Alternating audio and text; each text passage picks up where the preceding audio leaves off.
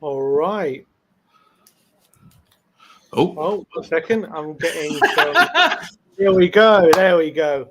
All right. What is going on, people? We are Tottenham TV here, back again with another stream for you guys. We have a lot to talk about today, given all the transfer news that is coming out over the past 24 hours or so. I don't know why it's not fully fitting the box. I don't know if anyone can see that, but hopefully it will sort itself out. Coming on the stream today to help me go through all the latest transfer news, we have the Spurs talk show. Sean Butler, how are you doing, Sean? I'm good. Thanks, Sim. Yeah, I'm good, mate. How's your recovery going? Yeah, just about, coming along. Hopefully I'll be back in the studio probably next week. Not quite ready for that just yet. But things are moving. I'm getting better every day. I've stopped taking the painkillers, so that's the most important thing. That is the most important thing, for sure. I'm improving. But Sean, transfer window is really hotting up, isn't it? Are you getting excited? Are you happy with what you're seeing at the moment? Yeah, I'm happy with what we've seen so far. Very happy with what we've seen thus far. Happy with Foster coming in, although I do think that we probably missed a trick on Pope, considering the amount of money that was paid for Pope. I feel like he would have been, if he was plausible to have got him, I think that for the money we probably could have gone there. But Foster's fine. For the short term, we're super excited about Perisic. Obviously, massively pumped about getting Bissouma over the line. Sim, he's going to improve us tremendously, as is Perisic. Lots of I'm not trying to get worried about it, Sim. I'm not panicking like a few of the fans are on Twitter, but we still have a lot of the dross to get rid of, and there doesn't seem to be too much movement there. And there seems to be a lot of stagnation and dithering and delays around getting some players in, which I know we're going to talk about. But I still maintain that we spent a lot of time now seemingly focusing on positions that for me are important that we improve on, but they're not the priority positions where we need to see marquee signings. Fair enough, and I completely agree with you. Before we just get into everything, I'm going to just make one attempt to try and sort out this layout, and if we can't sort it out, we're just going to move ahead with it. But just give me 1 second. I'm just going to try and sort it out. If I do that, and then I add you back. No, it hasn't sorted it out. All right. I thought it would have done that. Why is it not doing it? 1 sec. Backgrounds. Okay, there we go. That'll do. We're going there close. We go. That's better. You might have to adjust your camera a little bit. All right. We have sorted it out, people, so everyone can calm down about any black blocks or anything like that. We're all good to go. All right. Let's get on to the first story, which is the main story. And I'm guessing this is what you're referring to when you're saying spending big money on positions that aren't priorities. But it is Richarlison. Now, obviously, the Richarlison deal has been hotting up intensely over the last 48 hours, and it is no different today. Fabrizio Romano reporting on Twitter, Tottenham are progressing in talks with Everton for Richarlison. Negotiations are already well advanced on personal terms, while discussions between clubs will continue this week. Alistair Gold says there's a growing confidence within Spurs that they'll get their man in Richarlison. Matt Law following on that story as well, saying Richarlison wants to join Tottenham, and as well he uses the same term, growing confidence that Tottenham will be signing their man. I'm gone on record that I'm super excited about getting him through the door. I think he'd be an excellent addition to the squad. I think he really adds quality and depth and actually competition for our forward line. But we are yet to know the structure of the deal. Rumours that it could be 60 million. Will Winks be involved? There are rumours as well. Matt Law saying there's potential that Spurs could write off any future fee for Dele Alli to try and get this deal over the line. How do you see this deal progressing? And are you on the same page as me? Are you happy about it? I'm not on the same page as you, mate. No, because first and foremost, I feel like the only way that the Richarlison deal makes sense financially for me is if we can find a way to get rid of, say, Harry Winks, or if there's an interest in Lucas Moura going the other way, or if we're also going to attach it with a deal for someone like Anthony Gordon, who I would absolutely, and that's been touted around the media. And I really do admire Anthony Gordon. I'm not that massive a fan of Richarlison. I know that we've spoken back and forth about this on WhatsApp and that we can look at the stats of the guy. I just don't think he's value for money at that level. And the only way that you get the value down to a point where you could find value in it is when you start to bolt on these other players. But if you do that, as far as I understand, and what I've learned by talking to some people that are kind of more knowledgeable on the subject than I am, that you start to add so much complexity. The more player plus, cash swap deals that you do, it involves more agents, more medical, examinations, more like just structure and complexity to the deal. And when we're trying to get these deals done before they go to career, time is ticking, right? And so I just feel like it's complicated enough as it is on a position that. Let me rephrase it this way. Sim, would you be happy us having Richarlison net might well end up being a club record signing? Would you be happy with Richarlison as a club record signing if you think at best put aside injuries, we don't know what will happen there, but if there is no injuries, at best he'll probably play 40% of the minutes next season at most?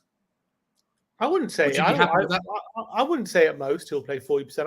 I'm definitely thinking he's going to play more than. And he's coming in. You got to remember his attitude. He's coming in thinking. He's not thinking like us, like, oh, they have Kane and Son, and they're clearly better. He's going to want to prove that he's better than them. He's going to want to prove that he's got superior quality. And I think he's done really well at Everton. I think he's been ever since he's gone to Everton, he's been a shining light in a team which has always struggled pretty much over the last 4 years. Whether they had Benitez, Ancelotti, Ronald Koeman, Marco Silva, I think he has shone, in my opinion, under all those regimes, and he's always been a cut above all of them. And for me, I think he's 25 years of age. I think he's a player who obviously is a Brazilian international. He actually starts for Brazil at the moment.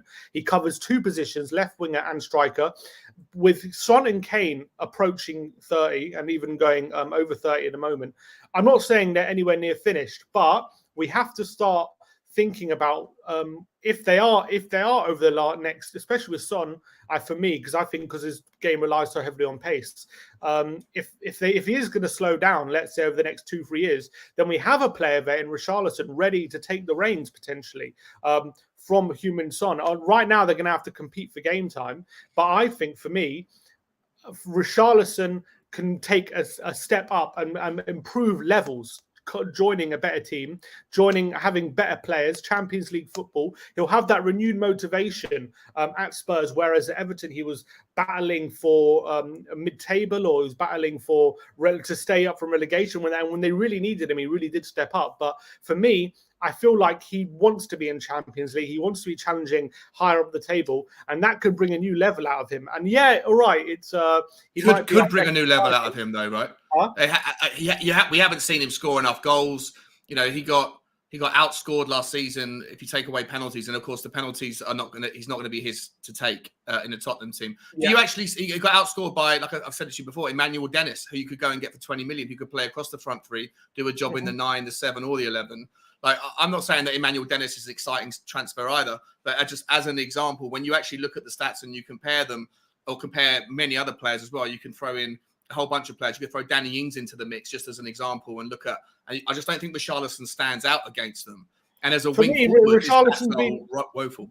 Sorry, man. The difference between, let's say, Richarlison and Emmanuel Dennis is Emmanuel Dennis had an unbelievable first half of the season and then barely scored a goal after January. Richarlison has been fairly consistent for about 4 years now. And you'd even throw in that Watford season where he was pretty good for Watford as well, which convinced Everton to sign him. So that's probably like 5 years in the Premier League. He's been scoring double figures every single year for struggling sides. Barely double figures, though, right?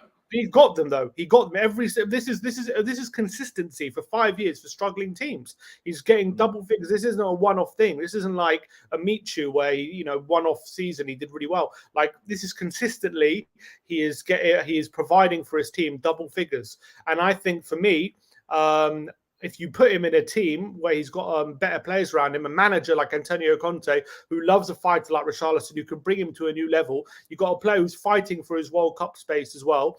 I think this is easily a player who could, for us, and you've got to remember, we already have Son and Kane. So for us, so whose position does he take then? It's not about whose position he takes. It's about adding depth to the squad, and it's about having a player who can come in and start many games. It's like for me, when you look at Liverpool, right? They have Mane and Salah, and they could have a massive game in the Premier League on the weekend, and they could have a Champions League quarterfinal on midweek. Yeah. They could very easily rest Salah for the Champions League quarterfinal and play him in the big Premier League game, or do vice versa. And it's not a new story. No one talks about it. They could do the same with Mane. Why? Why is it not a story when if they rest Salah or if they don't play Mane? It's because they got in depth. They got Diaz, they got Jota, they got Firmino, they got these players coming in. We have to be the same. We have to get to a level where it's not a story if we decide to rest Kane or Son for a game, or if they leave him out, or like when someone's going through his bad period last season, he comes out for a few games because he needs to recuperate or whatever. We need to get to a point where it isn't a massive deal and it's not a big story that they're not in the team every single week. And I think with signings like Richarlison, that's exactly what we're doing.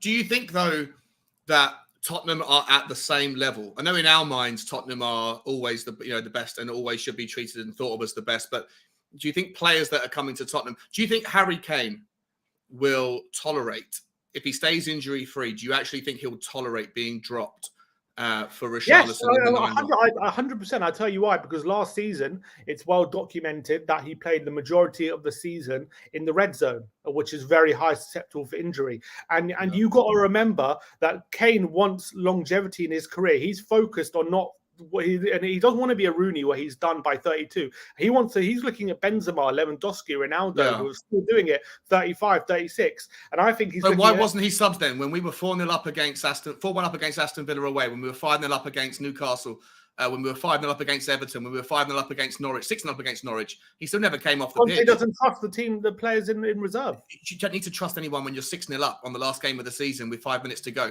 I had this argument yesterday on my channel with Kuba. Like I get it if there's something at risk, if there was goal difference was a big deal at the time, you can understand it a little bit. But when there's 85 minutes on the clock and you still don't take off Harry Kane for a Dane Scarlett or to put Bergwijn on, it was the common theme at Tottenham last season was Kulusevski got subbed. If there was ever a sub of the front three, Kulusevski came off. Lucas Moura came on, despite Lucas Moura not deserving his space ahead of Bergwijn. But because Lucas Moura played naturally on the right, Kulusevski didn't have the same, in my opinion, kudos, or the same brownie points, the same wins in the locker. Then Kulusevski was the first and most obvious one to sacrifice. And then after that, about the 88th minute, you'd get Son taken off. And even that, it didn't matter at the time whether Sonny was, run ragged throughout the game or looked exhausted and Kulusevski was playing better. The same thing happened the entire season, or the entire second half of the season when Kulusevski joined. It was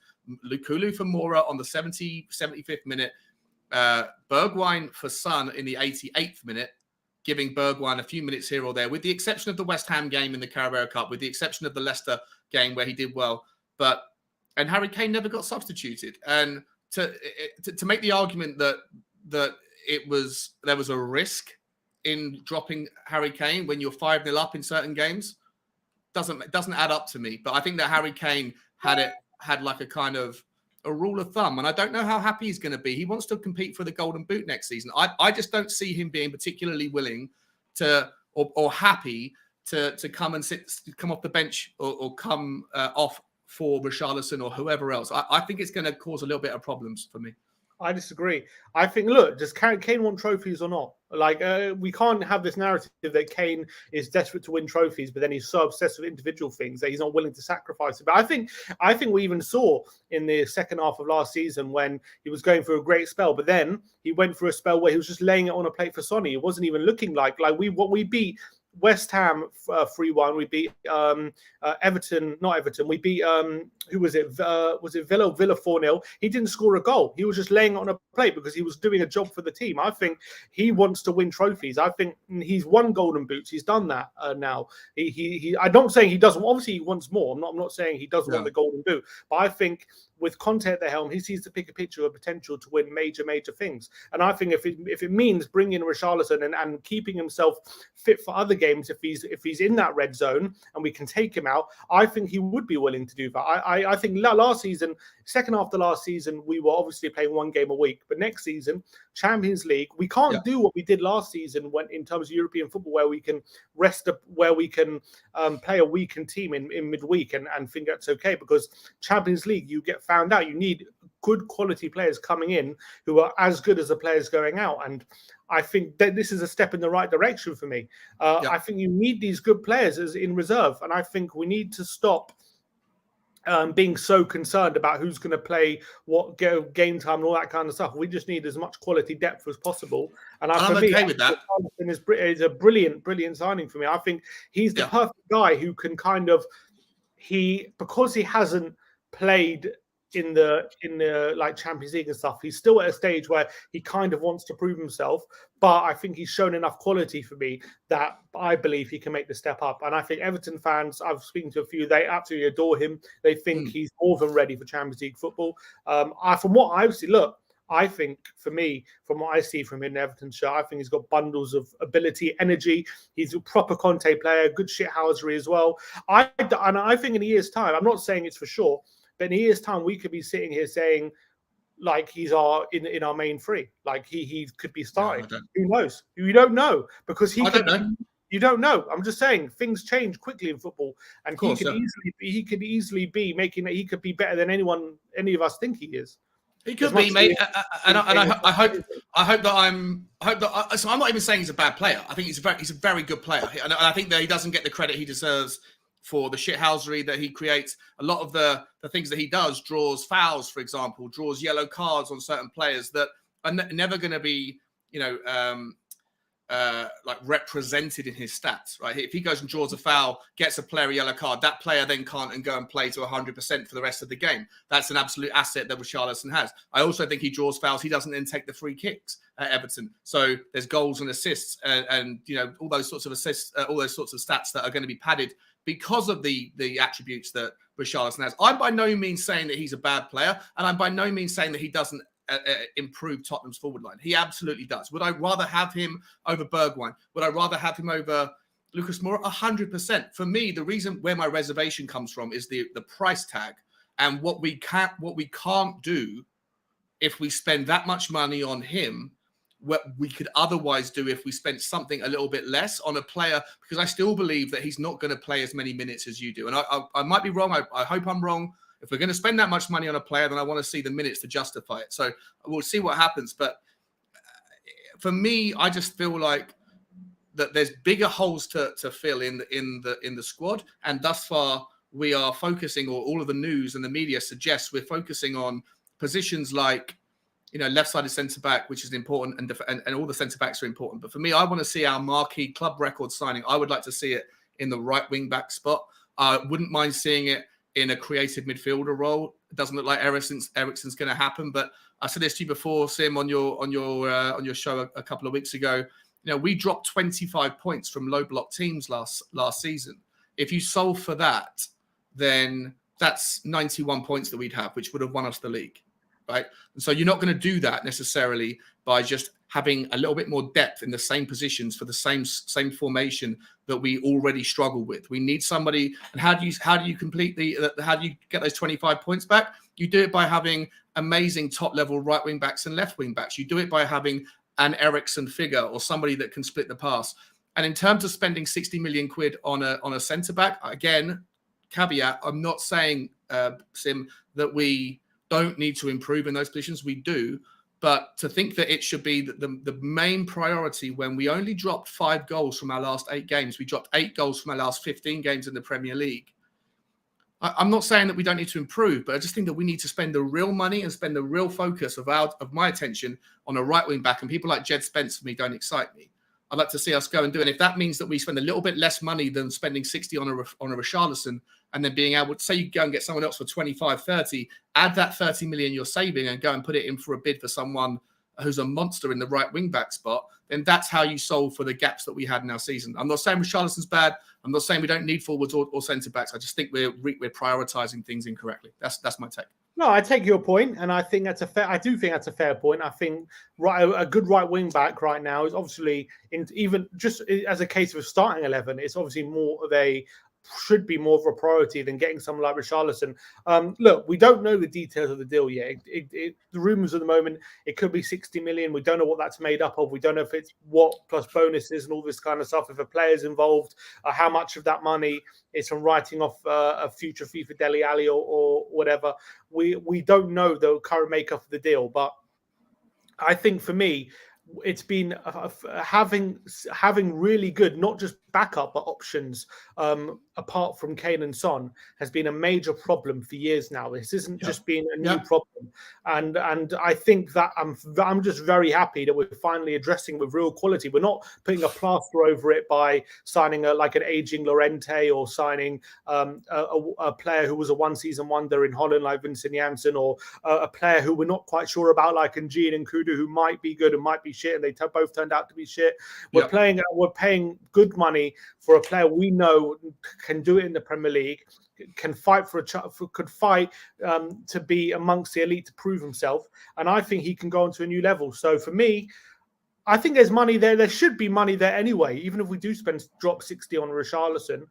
I don't see why we can't drop another big fee after that. I personally, I don't see why not. With the budget we already have, plus player sales, why can't there be a big pool of money? Let me ask this then as a comparison. Would you rather Richarlison as the forwards selection and Jed Spence as the right wing back, or would you rather take your pick? But I keep banging on about Emmanuel Dennis. I just think the guy's the most pound for pound, highly valued, Premiership proven player that's pound for pound quality. So I'm going to use him as the example, but it could be anybody else.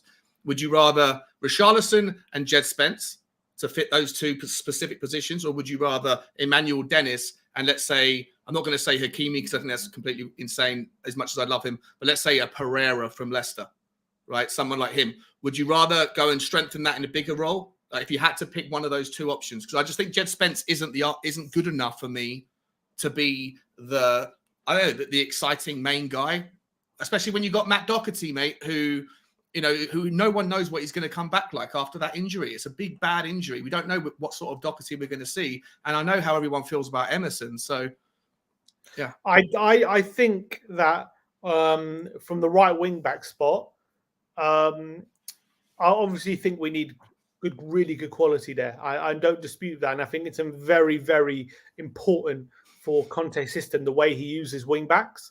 But we see it's a lot harder to mold a player with less quality up front to get them to a higher ability than it is to maybe mold someone into a wing back position. Because I think we've seen Conte do that before with wing backs, improve players to become really effective wing backs, like a Victor Moses or Marcus Alonso or something like that, where they've become really effective options.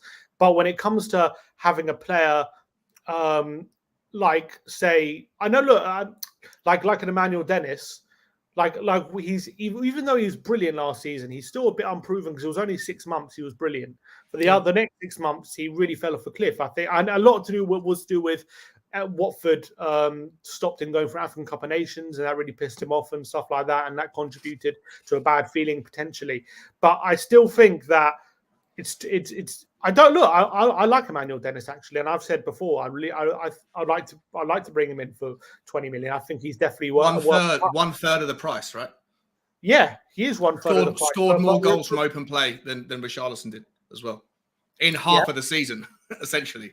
You know? Yeah, that's true. It's true, and that's that last season. That's absolutely true. But I just believe in Richarlison's ability.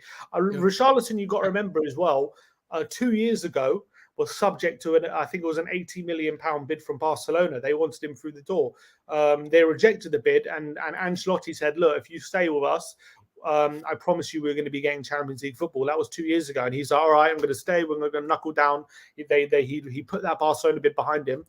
That season they finished painfully mid-table, and the next season they were in a relegation battle. You got to think of what that does to a player's mentality who had nearly went to one of the biggest clubs in the whole of Europe. Was very sometimes a player like him needs a renewed challenge to up that motivation. I believe Tottenham is a perfect place for him. I really believe that. I'm okay. I'm okay with, like I say, I take your point. I take your point in the wing backs, but I just think I just think forwards are harder to come by, and if we're able to get someone like him through the door with that kind of quality, I think you got to take it because they're harder to come by.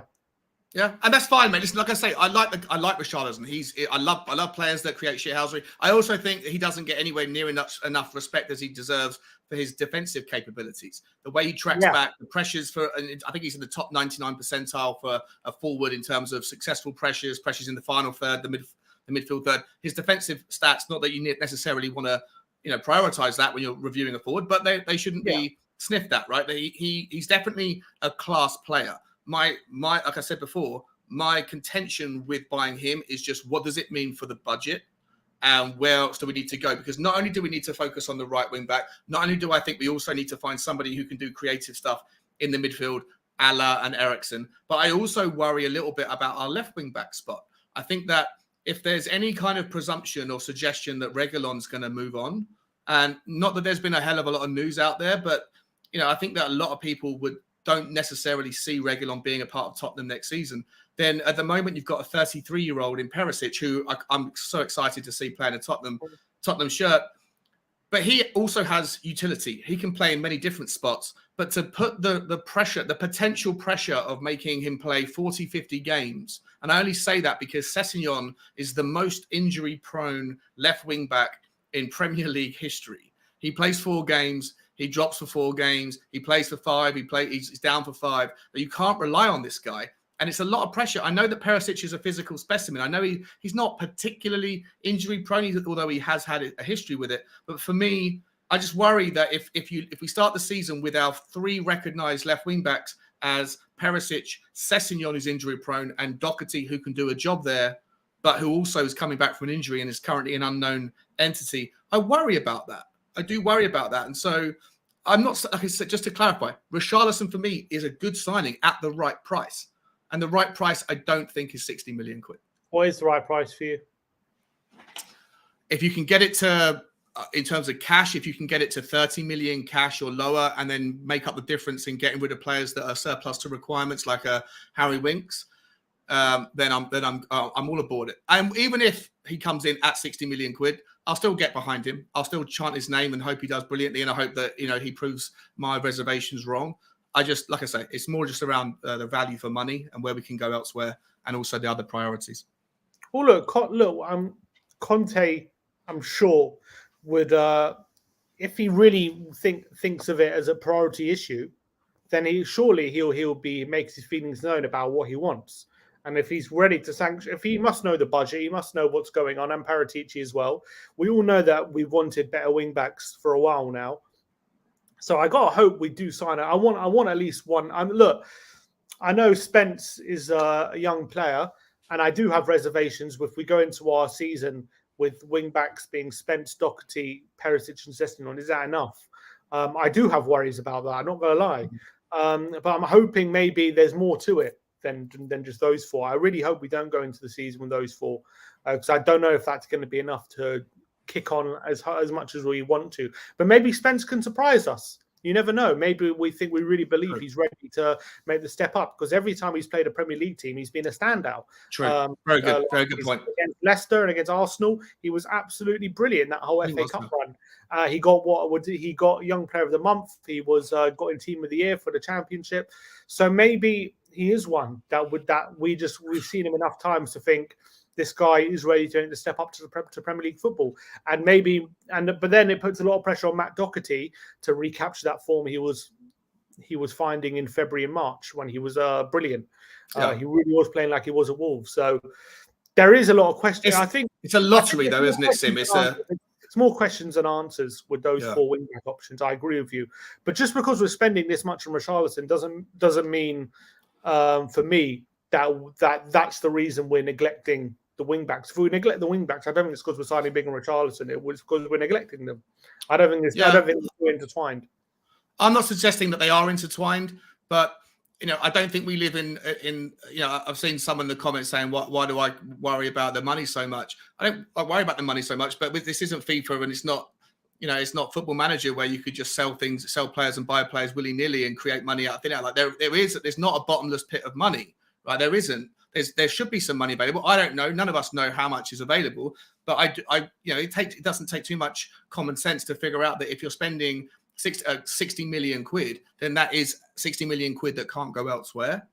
And I think we actually agree on this, right, Sim? I think the only way that's we both think that the right wing back is a priority. We both worry about left wing back. We both know that that the centre back options we definitely need improvement. I know we're going to move on to that one in a second, but I think the only difference between our opinions is whether or not I guess Jed Spence is a punt at 25 million, a lottery ticket, and I agree with you, he did play well in the 2 Premier League games or 2 games against Premier League opposition, but I just find it's a lottery ticket.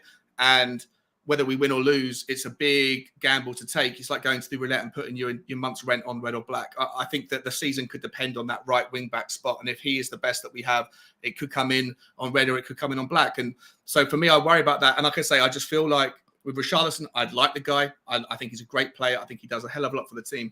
I'm just not entirely convinced that he's worth the money that you are. And I think that you have to factor in that wherever you spend on him, you could be spending somewhere else.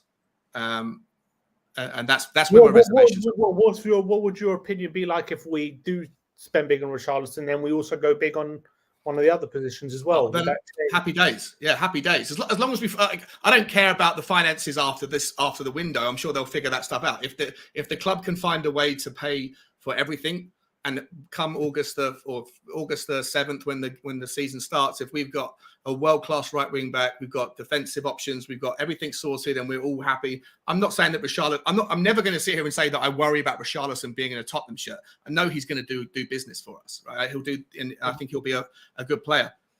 But this is all ifs, buts, and maybes. For me, it's like I still look at that and go, to your point, how do you feel if we can go and buy him and buy everybody else? Yeah, dream world. But I don't think that's under Daniel Levy. I don't think that's usually been the style, has it? So, well, hopefully there's a change. We do know that on Saturday that the Spurs transferred 100 million into their from the 150 million into their account just for transfers. So maybe that's an indication of that at least we know after 60 million, there's an extra 40 million there for something, not including player. Well, that's probably not including player sales and whatnot. So there is an indication of how much money there could be available. In terms of, just quickly on Richarlison, when I see people say like they're not happy because they don't think he's good enough. They think they want a higher quality player coming in.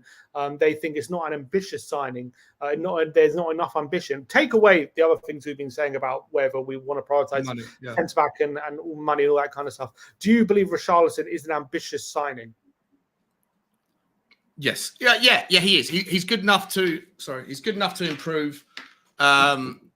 It's all about improvements, right? But I also think there should be a baseline analysis of, if you're trying to beat the Man Cities, if you're trying to beat the Liverpools, you look at the players we're trying to sign. Would they get into? Would Liverpool or Manchester City on any given Sunday have them at some point in their match day 25 or 20, whatever it is next season, 25, 28 players?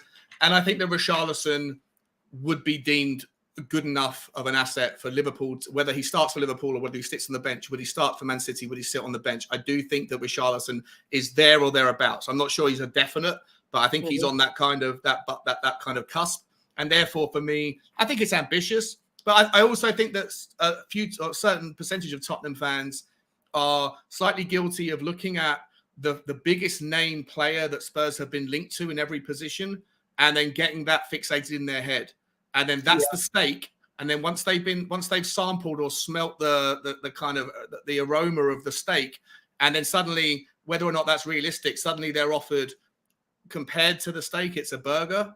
And that's what I think we're going to be talking about with people like Clement Lenglet in a minute. But I think Richarlison, some people that don't want Richarlison might be saying, well, who do you really want? And they'll say Lautaro Martinez, right? Even though that's just it's not possible. But because they're comparing everything to Martinez, suddenly Richarlison's not good enough. And I think that's a common theme with Spurs fans a little bit, or some Spurs fans. I agree. I completely agree with that. And I also got to think as well, when I think about this Richarlison deal, just in terms of what we need from another striker, like we have, like people got to remember, we have Son and Kane and Kulusevski already, three of the best forwards right now in the Premier League, the way they're performing, especially Son and Kane. We know that.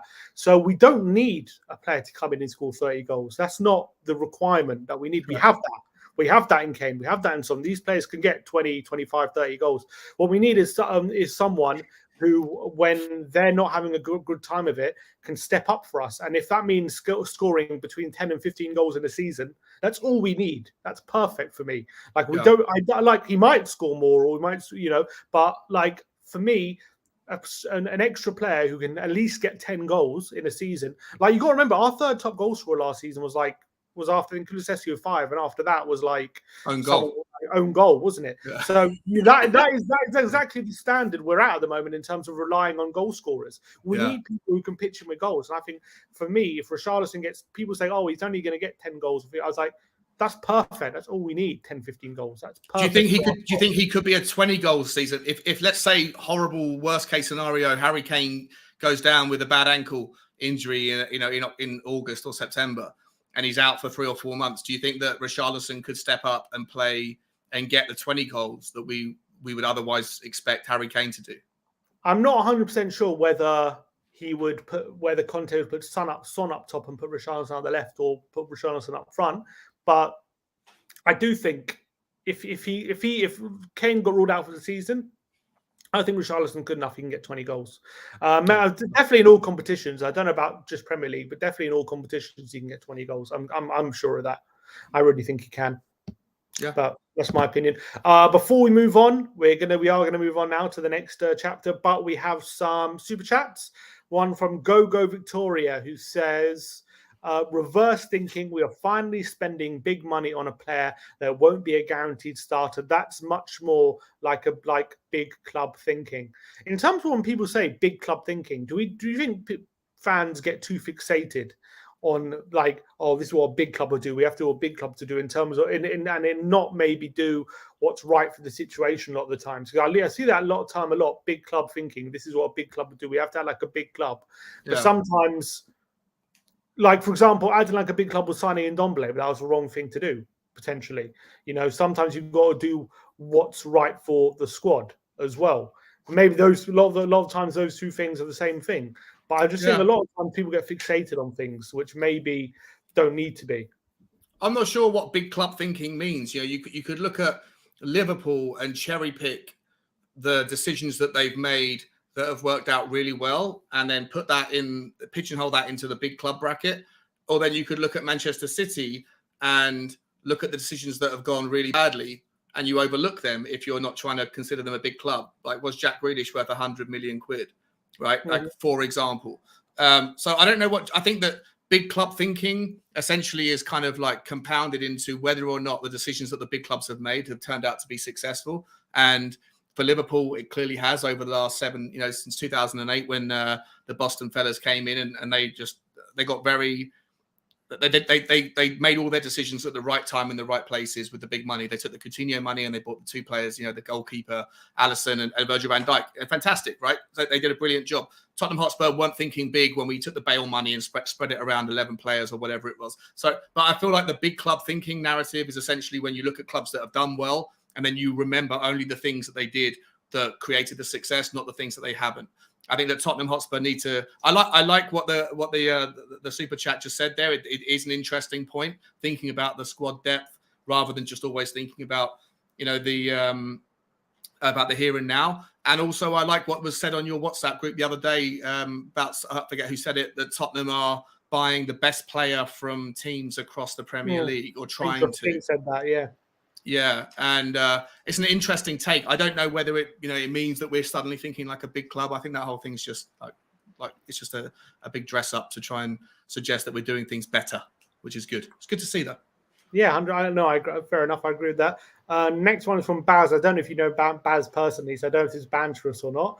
but I'm going to read out. I saw it though. Yeah, he doesn't like me. Get this off. Watching too much tennis. I don't know what the tennis is referring. Maybe it's because probably the hat's back to front. Yeah. Fair enough. I don't know. Cheers, are you watching Wimbledon? No. This year? I'll be watching Wimbledon this year. Fair enough. All right. Someone's just calling me out. Someone's just calling me out because I think I dared to criticise Richarlison. I thought maybe he's a mate of yours or something. All right, next I think we're talking about Clement Lenglet, and there's been a lot of stories focusing on Lenglet over the last 48 hours. This one really does seem to be gathering pace.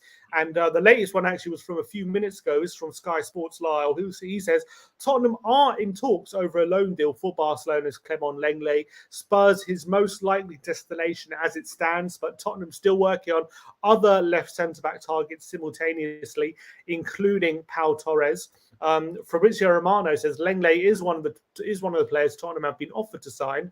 Spurs will decide soon. He is a player they are discussing internally alongside other names for the defence.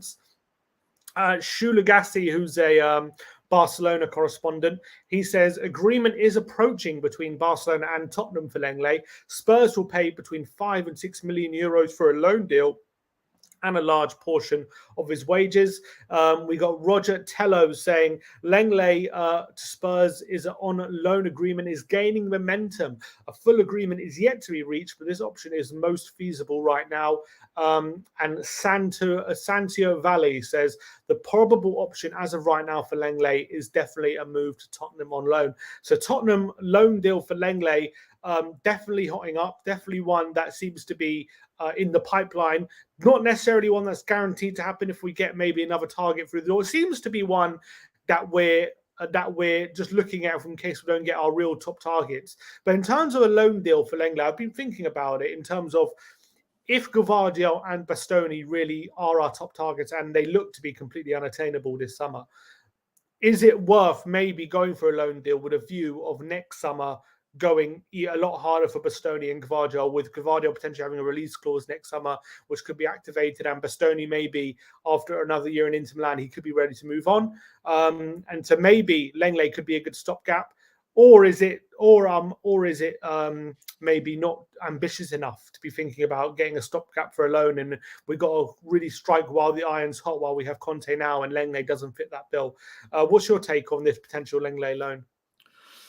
Yeah, Sim, I've done a lot of actually kind of research on this guy. I think I like the idea for what it's worth of signing him on a 1-year loan, and I can show you why in a minute. Well, we can drop into the stats on the screen. Yeah.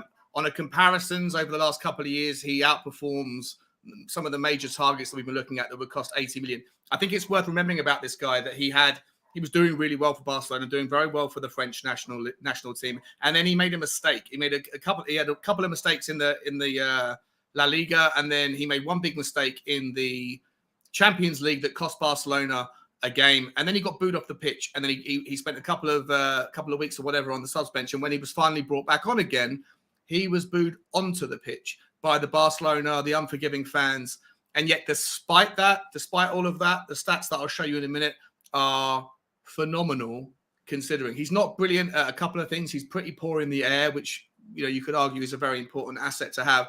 But everything else he outperforms or is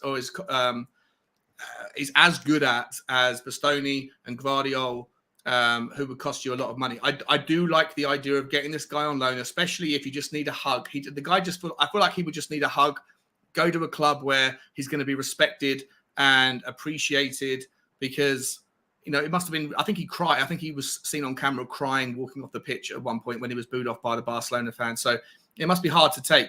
But despite all that, he still continues to put a shift in when required. And I just think that what we could do is bring him in on a loan and then spend the next year or 12 months, 18 months, whatever it might take, to kind of nurture the relationship with Josep Gvardiol's representatives. Kind of like what happened with Haaland, right? That deal started 18 months ago with his late agent and his family. Man City were working that relationship for 18 months. I think with those sorts of size deals, you probably need to, put in the groundwork. I think the same happened with Luis Diaz at Liverpool. We came in late, tried to get it done, and that rushed Liverpool. But Liverpool had been, trying to work on that deal for a long time. And so I feel like maybe Lenglet could be a very good, very solid stopgap for a year, whilst in the next year, Paratici goes and tries to tap up and figure out a way to get Gvardiol, who's just signed a 5-year extension on his deal. And the release clause is going to be, I think, £45 million, which is obviously deliberately low, probably trying to go down the whole Haaland route, where the release clause was low, but it means that there's more money available for agents' fees and family members and all that sort of stuff. Yeah, in terms of Lenglet, I think you're right. Into I remember I was looking a few years ago. I remember when we played them in the Champions League. I think he was playing that day, but I think at that time he was playing pretty well for them. And I think there was 1 year he was actually really super consistent, and he was having a really good time. But the Barca fans were really happy with him. I didn't know all this stuff about him being booed off the pitch and all these specific moments, and that definitely that can happen. We've seen it before with other players where they something happens between them and the fan base, and the fans don't really forgive them for one reason or another, and then they can struggle for confidence, and they can struggle for how they perform and stuff like that, and they go into a negative spiral. Maybe that's what's been happening with Clement Lenglet. Whenever I've seen him when he's been playing well, I think he's a really talented defender. I think he's a really good player in terms of when he plays out the back. I think his ball playing ability is really strong.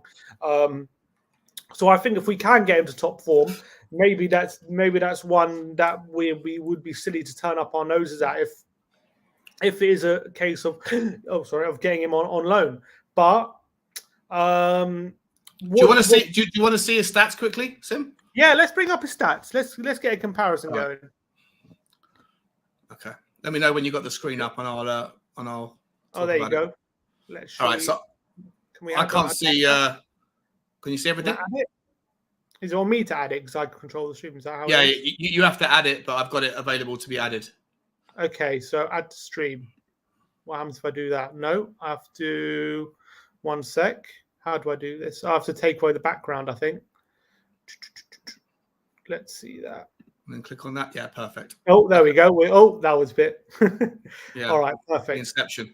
Okay, so let's. I've just got up just for argument's sake, and I've done the last 2 years, right? The last. So the season has just finished, in the season before, and I've just used for the purposes of comparison. Or Ben Davies shouldn't be in there twice, but let me get rid of him. Hang on 1 second.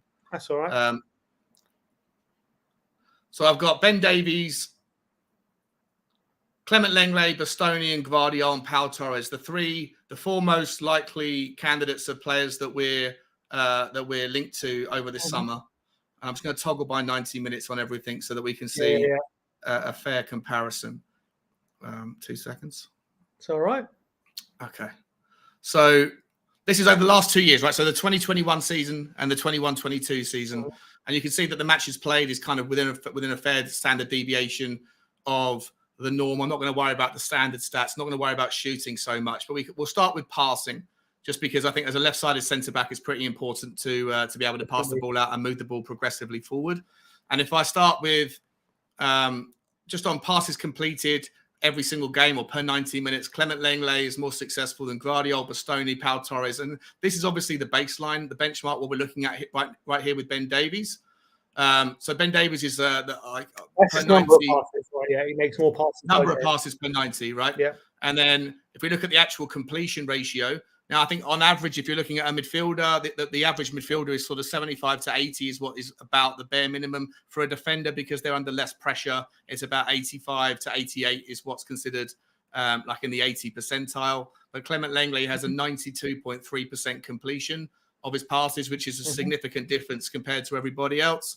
Just for what it's worth, if we're worried not about him passing around the back, if we're actually worried about whether or not these guys, how good they are passing the ball forward, progressive distance. So Gvardiol, who, like I say, he's got, as of now, a £45 million buy clause, but in reality, it's probably going to cost you 80 million quid to get him if he was even likely to get. He slightly wins this one, but Clement Lenglet is ahead of Pau Torres and Bastoni quite significantly per 90 minutes, and obviously Ben Davies. And I don't even think it's unreasonable to say that Ben Davies, as a left-sided centre-back, is not unusually found passing the ball forward. I think he does. No, yeah, tend to progress the ball forward.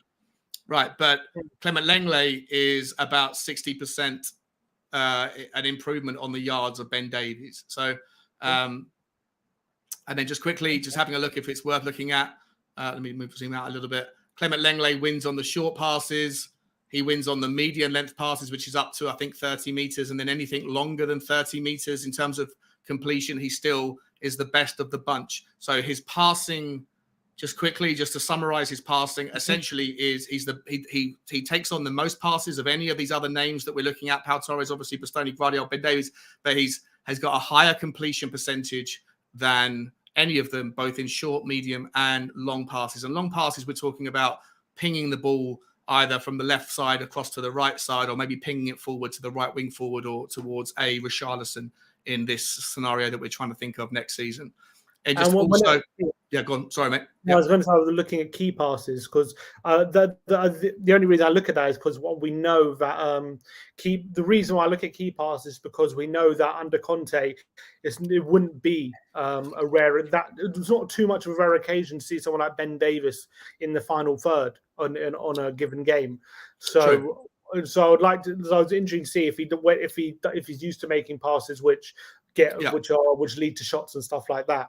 Seems as though he's not too good at that one, but maybe. Well, he's fourth out of all five, right? But you got to remember that a key pass essentially is just a pass that leads to a shot, and so it's not necessarily. I mean, yes, you could argue that Guardiola, and listen, Guardiola is obviously my number one pick. If we could get him now, I'd do anything to get him. But there's not a huge amount of difference between the two. But if you look at them, like key passes, even Josko Guardiola is only involved in a pass that leads to a shot 4 times in every 10 games. So it's not like any of them are really, succeeding or exceeding in that. I would say as well, it's no surprise that the 2 at the bottom are, I think, the ones that play in a back 4. The other 3 play in a back 3, I think. So that probably also has definitely something to do with it. Yeah. And of course, these stats, just for what it's worth, anyone that's in the comments is probably rolling their eyes saying stats mean nothing. Of course, we have to take into context, the actual context that, Lenglet's playing for a Barcelona team. And when he plays for Barcelona, they're not going to be a team that's under pressure all that much. And some of those stats will be highlighted in a moment. And people like Guardiola, when he's playing for Leipzig, maybe that's you have to factor in, I guess, that the quality of the opposition and the style of play that the teams are kind of incorporating. So the stats don't mean anything really when you just look at them directly, but if you factor in context, I still think, as you'll come to see in a second, Sim, that Lenglet is so much better than people give him credit for. Just the last one I wanted to talk about on passing is the progressive passes per 90. So there's progressive passes is any pass that moves forward 10 yards and gets in towards from the last 40% of the pitch. So essentially from the halfway line or from the edge of the defensive center circle all the way in, how many passes per 90 is he making that move forward 10 yards, which aligns with the progressive distance. So he's hitting his 514.9 meters, not entirely but in no small part because of him being involved predominantly in the last third of the pitch or in the opposition half, and he's moving that forward significantly more times than someone like Ben Davies does every game that he plays. So as a passer, pass into the final third as well, very strong. Very, very strong. Yeah. Oh, sorry, that's the other one. Yeah, 7.74. Yeah, it's also really strong. Look at that. Yeah. It breezes everyone else. Makes a lot of passes into the final third. Twice as many as we currently have with our boy Ben Davies, right? And I like Ben Davies. I think he had a fantastic season. So, just keep this in mind. And then I just want to, we can look at this if you want to go into more detail, just for what it's worth. Like Clement Lenglet, he's not someone that has his stats padded by taking free kicks or corners or anything like that. He doesn't. It's all from live open play. And he's very successful with both his ground passes, as much as anything else. The one thing I want to call out right now, I'm not going to sit here and wax lyrical about him. There's absolute negatives, and he's very bad in the air. Well, not very bad in the air. He's comparatively not as good in the air as the other boys, Bastoni, Torres, Guardiola, and Ben Davies. He only wins 55% of the duels, and he participates in about the middle of the range. So there is a weakness to Clement Lenglet. But and then just quickly, mate, I don't want to spend any more than a few minutes on this because I know this is probably boring for a lot of people. But if we look at tackles per 90, tackle, here we go. Here's an interesting thing. against people that are dribbling against him, right? So the right wing forward, if the right wing forward of the opposition gets the ball and dribbles at Ben Davies only wins 1 in every 3 of the players that dribble against him. So Cristiano Ronaldo or a Salah, whoever it might be, he only wins 1 in 3.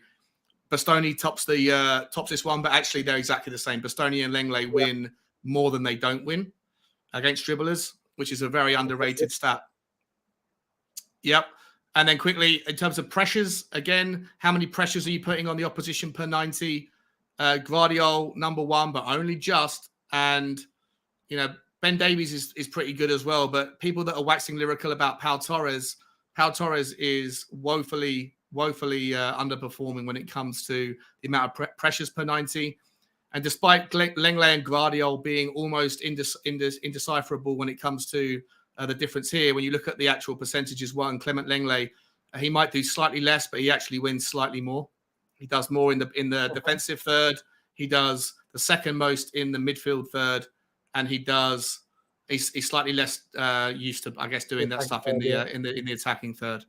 And like I say, in terms of tackles won, just generally overall, there's not a huge amount of difference between the 4 of them. The only one that stands out here is Pau Torres is particularly weak in tackling and tackling one. So Pau Torres, I think that a lot of people will think we should have got Pau Torres. When you factor in that the guy turned us down twice, turned us down last season. He didn't want to play for a team that didn't play in the Champions League. And this season he turned us down because he'd rather go to Manchester United, who aren't playing in the Champions League.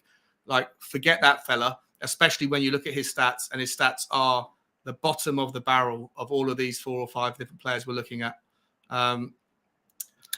I don't know if that's enough. We can carry on going, but if it's enough for you to get the point, Clement Lenglet is not someone that we should sniff at. He's very, very good with his ability to move the ball forward.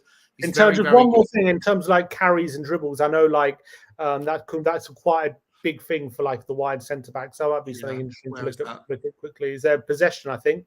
Where is it? Where is it? I just saw it. I'll shoot past it. Possession. Here we go. There you go. So carries per 90. He's the number 1 carrier. Total distance, number 1. Let's highlight him so we can see it. Progressive distance, number 1 in carries. In the actual progression, 8.8. Wow, he's way ahead of everyone there. Way ahead of everybody else. He's just slightly second behind Ben Davies in the final third of the pitch. Carries into the 18-yard box. He's a little bit. He doesn't necessarily go all the way, but I don't know, man. Like I say, I just feel like he's number 1 or number 2 on pretty much every meaningful stat. And the only person that he really competes with overall is Josko Gvardiol. I'm not saying that we don't want Gvardiol. If we can get him, amazing. Bastoni is pretty solid, right? And I've, for what it's worth, I've done this same comparison with these same players and then compared them to people like Ndika, compared them to Hincapia. I put Bremer in there. I had Sven Botman in there before he moved to Newcastle. Lenglet, stat for stat, over the last 2 years, is literally first or second. Ndika actually also outperforms, which is someone that I wouldn't mind coming in if we can get him in. He's actually someone that also very, very good at these stats. But Josko Gvardiol probably takes the biscuit. He's probably number 1 overall, but Lenglet's just slightly behind him. So interesting. I don't know if that makes sense to everyone or if it's interesting or if they don't care about stats. But there we go. I'll get it now. All right, let's get the 1 sec. Let's get that back up. Look, that was actually very enlightening in terms of how. Look, and I thought how good Lenglet actually is, and I think people maybe take his time at Barcelona and think because he struggled maybe in the latter stages over the last year or so that he isn't worth looking at. But I think surely you've got to think as well. We've literally just had evidence right in front of our very eyes in 2 players in Bentancur and Kulusevski who were literally ready to be chucked away by Juventus. The Juventus fans weren't interested in him. And we saw enough in them to think they can improve our team, and they're flying at the moment. So isn't that enough evidence to show that we shouldn't just write off a player just because he's currently struggling? Yeah, 100%, mate, 100%. And I guess it depends how you feel about Paratici. A lot of people think he's the Don. A lot of people still think he's a con. But I'm of the opinion you have to look retrospectively. I don't think we had the right to judge the transfer window in its entirety on January the 31st. I think we had to wait, and now we can look back, and most people would look back now, most reasonable people would look back now and think it was a very successful window because Paratici, whether he used his Italian connections or not, but he did find two players that have absolutely been instrumental in being the difference. And I think that Lenglet could just be the guy who surprises everyone a little bit more than Bentancur or Kulusevski did. I'm not saying that it's our first choice. I know that it's not our first choice. I know Bastoni was. I know that Guardiola's probably unrealistic. But for all the people out there that are saying Lenglet is not for me, he makes too many mistakes, those stats they tell us tale despite the fact that the entire Barcelona fan base went toxic on him after a couple of mistakes. And we're all human. Can you imagine what he could do if he came to a club where we collectively put our arms around him and said, "You're welcome here, bro. You're part of the family, and we want you to succeed." I think that you might see a player that could take everybody by surprise.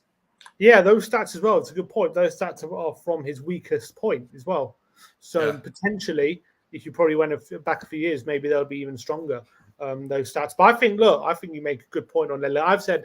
I remember we linked with him in January, and I said I really like him, and I think if we could get him in, potentially he could surprise a lot of people because I think he's a very talented defender. And those stats back it up. So I think I don't think we just sniff if we do get him in. However, clearly he's very clearly not our first choice. That's obvious. I think we can all see that.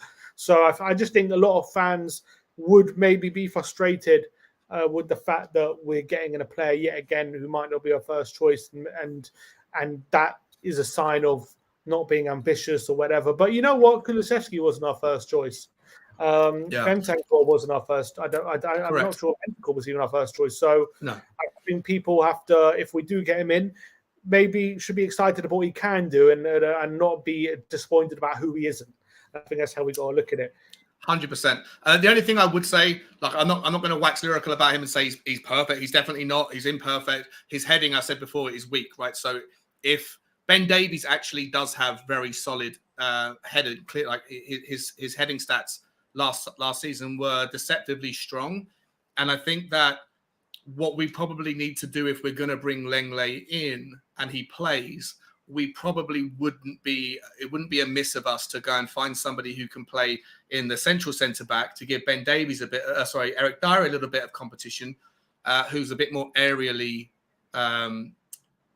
pronounced, because Christian Romero or QT Romero, as much as we all love him, he's an absolute beast. With the ball at his feet or with the ball at somebody else's feet, you won't find a more aggressive and more successful centre back, and I can't wait to see what he's like next season. It's going to be insane. However, Romero isn't great in the air either. If you're going to pick a weakness in Romero, it's probably in the air. If you're going to pick a weakness with Lenglet, it's probably in the air, which leaves a lot of responsibility on either the right and left wing back to be able to do a job. And as much as everyone doesn't like, or most people don't like Emerson Royal aerially last season was exceptional when it came to clearing corners, which is an area that we would often concede goals from in summers gone by. So for me, if we're going to change up our right wing back and we're going to lose the aerial strength of Emerson, and we're going to bring in Lenglet, who's weaker in the air than Ben Davies, and we've still got Romero, who's not great in the air yet, we probably need to find somebody in the central side who is a beast in the air.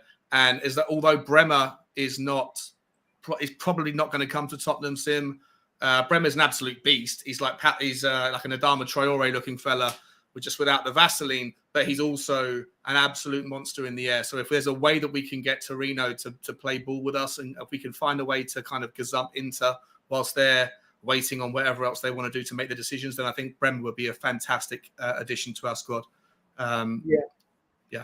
Interesting. Well, Ali Gold said that apparently if we are looking at Lenglet potentially to either play the left and also cover the centre as well.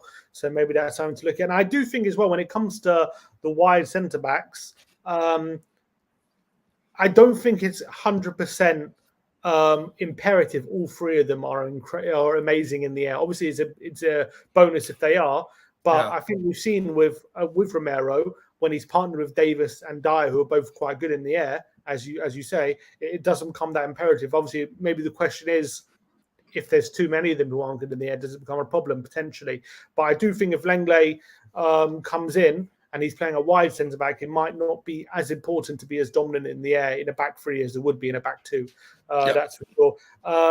So yeah, look, that's Clement Lenglet. It's quite interesting. I for one wouldn't be too against getting him through the door if we can't get other targets in, but it just shows what he could potentially bring for us, which is interesting. The next story we're going to be talking about is Jed Spence, and this is from The Guardian. They say that Tottenham could miss out on Jed Spence, with Middlesbrough growing irritated by the lack of serious offer and are ready to sell him to Nottingham Forest instead. But Matt Law has responded to that, saying that Tottenham are expected to sign the right wing back. Still, Jed Spence at the moment, even though the deal's progressing. You said before you're not too excited about the prospect of Jed Spence coming in. We know for a fact that Daniel Levy is himself dealing personally with this Jed Spence deal because the agent of Jed Spence is a family friend, I believe. Do you think maybe this fostering is what's dragging the deal along? Because you think about the deal shouldn't be taking this long with the figures that we're talking about. Are you frustrated by the length, or are you thinking if we don't get him, I'm happy, we can just move on from it? Look, there's a few different parts to that question. First of all, I find it strange that Daniel Levy is apparently dealing with that deal, and also he was the guy who was seen at dinner in a London restaurant with Bill Kenwright, the Everton guy. It seems to, and Parrott is over in wherever he's in Europe right now doing something, but we haven't heard much about European transfers of late, apart from the guy we just spoke about, Lenglet. So I find it odd that Paratici is leaving it to Daniel Levy, if it's true that Daniel Levy's taking the reins off or let go of the reins a little bit, for Daniel Levy to be dealing with these particular transfers. Do I find it odd that Daniel Levy is now responsible for a staggering transfer deal and they're haggling over 3 or 4 million deal for Jed Spence? No, I don't. But I would point out to anyone that's like who's like, why don't we just get the deal done? It's only 5 million quid or whatever. The difference between 10 million and 5 million is a 50% differential on valuation, which is something to consider. It's not the same as somewhat like when you want to pay 80 million for a Gvardiol and Leipzig are holding out for 85. It's not the same in terms of a percentage difference. So there is a little bit of justification in my mind coming from the financial industry, a little bit of justification that if you really disagree on 10 to 15 million quid, it's worth a bit more focus on it. I'm not that bothered about Jed Spence. Listen, I'm happy for him to come in as the second choice or the kind of the guy we can throw on and see what happens. But like I said to you earlier, Sim, for me, it's a huge lottery ticket, and it may work out or it may not. But I don't want us to have a lottery ticket in the most important position or one of the most important positions for us, for our team next season. I want us to have a world-class player, if possible, in that position. And then if Jed Spence wants to come in and be a utility player to be played where necessary for teams that play a certain way that suits his style, and then see how it happens, fine. I'm all for the transfer, but not if he's the only right wing-back transfer that we make this summer. Do you reckon it would make sense if we were to buy him and then loan him out and sign another one? Yeah, that's fine with me. It's fine with me. Yeah, 100%. It's fine with me. Like I say, I watched him. I watched him in the Leicester game. I watched him in the Arsenal game. I thought he absolutely smashed it. I was blown away. But then if you actually look at his stats for Forest in the Championship last season, they weren't spectacular. And we don't know what he's going to be like. Maybe he's a big game player and that he knew the TV cameras were on him during those particular games in the FA Cup and he turned it on. Who knows, right? We just don't know. And that, for me, the fact that we don't know is pause for concern for me. I'm happy for us to sign him if he wants to be one of the options, but not the option. And what worries me more is because Matt Doherty's injury. I've dislocated my knee 5 times when I was younger playing rugby. I guarantee you this. He didn't dislocate his knee, but he had essentially the same injury, Sim. And I guarantee you he will not trust his knee, or at least I didn't ever trust my knee again after the first time. And it went 4 times after that. I just don't think you can know for sure that we're going to see the same Matt Doherty as we did last summer. And for that reason, Jed Spence isn't enough. He's not good enough or exciting enough for me. I thought you were about to say, for that reason, I'm out, like a Dragon's Den. That's what was coming there for a second. No, I should have said that in hindsight. I should have said that, yeah. Yeah, I hear that. I'll bring on the next story, and then we can have a general talk about our wing back situation, because it's about Emerson Royal. This is from a freelance journalist called Sports Pete O'Rourke, and he says he claims Atletico Madrid have submitted a bid for Tottenham defender Emerson Royal in a permanent deal. There's other sources claiming Atletico Madrid are pursuing a loan with an option to buy. In terms of Emerson Royal, he had to be fair to Emerson, he came under a lot of criticism last season, but when he really needed to step up at the back end of last season in big games like Liverpool away and Arsenal at home and things like that, he did actually do a really good job, and he showed maybe what he's capable of. Do you think if we were to let him go and then only have a Jed Spence and Matt Doherty, we might be regretting that decision potentially? Or do you think, you know what, if he's just not right, just let him go? So do you mind if I let you answer this one first, mate? Because I've got like a bit of a controversial one on Emerson. I want to hear what your opinion on Emerson is first. For me, how would you answer the same question? Yeah, for me, I like Emerson. I think he's underrated. I think that I think he's better than people give him credit for. However, the way Conte likes to play his wing backs, I don't know if he's ever going to be what we want him to be in that wing back situation, in terms of consistently doing things like getting good quality cross in the box, popping up at the back post and things like that. Is he ever going to consistently do that for Antonio Conte, or is he just going to always be quite a good defender who's hard to beat but doesn't really always flatters to deceive in the final third? He was always I think his strength has always been his defending. I don't think he's ever been spectacular in the final third. So from that point of view, I don't know if he will ever fit the bill for Conte. However, part of me also would rather him than Doherty, because Doherty we're just not sure about if he's ever going to be, if he's ever going to recapture that form. And Emerson maybe showed he can be molded into a better player than he was showing at the beginning of the season. But look, for me, if we let go of Emerson, we need to bring one in plus Jed Spence. I feel like if we let go of Emerson, I don't know if I'll be comfortable just going forward with Spence and Doherty. So from that point of view, I wouldn't want to let him go. But as well, if we can get money in for him, and maybe that can be improving our situations, I might be happy with it, because I just don't know if he's ever going to be perfect. So I wouldn't be too disappointed if he was to leave. But what do you think? Yeah, I feel like I'm the same as you. I feel like a little bit of because I spent most of the season criticising him on the Irish Hotspur channel. I spent most of my season criticising him, and when like Jack Kanicki, for example, initially had he was defending him, and then by the end of the season we kind of swapped, because I feel like come of the hour, come of the man. After the Aston Villa game, when Doherty, bless him, went down, tried to get up, went down again, tried to get up, went down again, and then all of us collectively went, "Oh no! Like, now what we're going to do? We've still got 5 games to go, and there's no Doherty. We've got Emerson."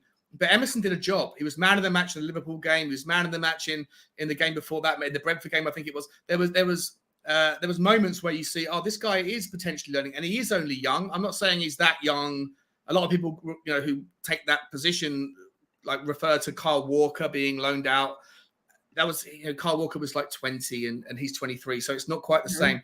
I do think there's a player there. I'm also going to concede that I got a little bit more love for him than I probably should have when I saw him holding up the flare in the Arsenal game, and that kind of meant something to me. So I feel like I have a bit of a soft spot for him. I don't think he's the complete player. I think he lacks in many areas that are essential to the Conte system. And it's interesting what you say is that you'd rather, like, maybe probably of the two, Emerson or Doherty, you probably choose Emerson to hang around.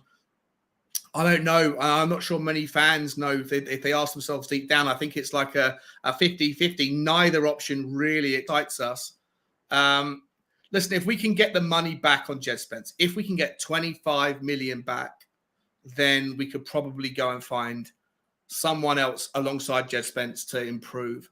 But right wing backs are few and far. Quality right wing backs are few and far between right now. Mm-hmm. And I think that there's a player in Emerson I don't know if you saw the comments that he made recently, where he was like, he was referencing how Conte challenged him in training, saying that he annoyed him yesterday. He didn't try hard enough, and Emerson was like, "Well, I was dying, I was trying my best." But if you read the comments, it read like Emerson wasn't happy. But if you actually read the rest of the interview, you know that he was saying like he's fallen in love with the Conte mechanism. And I think he wants to improve, and so I think we should give Emerson another year. I think that Doherty is also, I don't know, Doherty's a strange one, man. Like, we spent a year waiting for him to come good. He had 3 good months, really good months, or 2 really good months, and then he got injured, and now we don't know what to come of him. I think I'm probably with you, Sim. I think of the two, I'd probably stick with Emerson and not Doherty, given the unknown entity of his injury. It's a tricky one, man. It's a tricky one. But if we could get our money back for him, 25 million, I wish him well. I'd send him on his way with a good luck message, because... Could you make an argument that we're better off sticking with Emerson than getting in Jed Spence? Is there an argument you can make for that? There's definitely an argument, as long as Emerson would spend the entire summer like with a specific coach on his own, learning how to cross the ball, where they've got one of those, like the balls that are thrown out of a machine at pace. He's running at pace, and just 1,000 times a day, he's just learning how to whip the ball in at the things that he's poor at. If there's a way that you could improve, I think there is an argument. I think that Jed Spence is just as much an unknown entity as is an unknown proposal that Emerson could become better at the things he's bad at. So I think there is an argument for that. Yeah. Be interesting. Not a strong argument, but it's an argument. No, it's not a strong one. I can't you that, but there is an argument there. I think, yeah, for me, I don't know. I like Emerson, and especially for how he ended the season. I think he proved a lot of people wrong. But yeah, 100%. I guess if Conte's made his mind up, he's made his mind up. But I don't know. I feel like Emerson, in the few interviews he's been talking about, he wants to make history at Tottenham. Ali Gold recently said that Tottenham are willing to listen for offers for Emerson, but apparently Emerson isn't that interested in leaving right now. So if he drags his feet and thinks, I'm going to make a success out of this, you might not have a choice. And I kind of like that mentality. If he really wants to stay that much, that he's willing to say, look, I'm staying. Not leaving. Exactly. I'm not leaving. Exactly. Then that would be interesting to see what happens next season.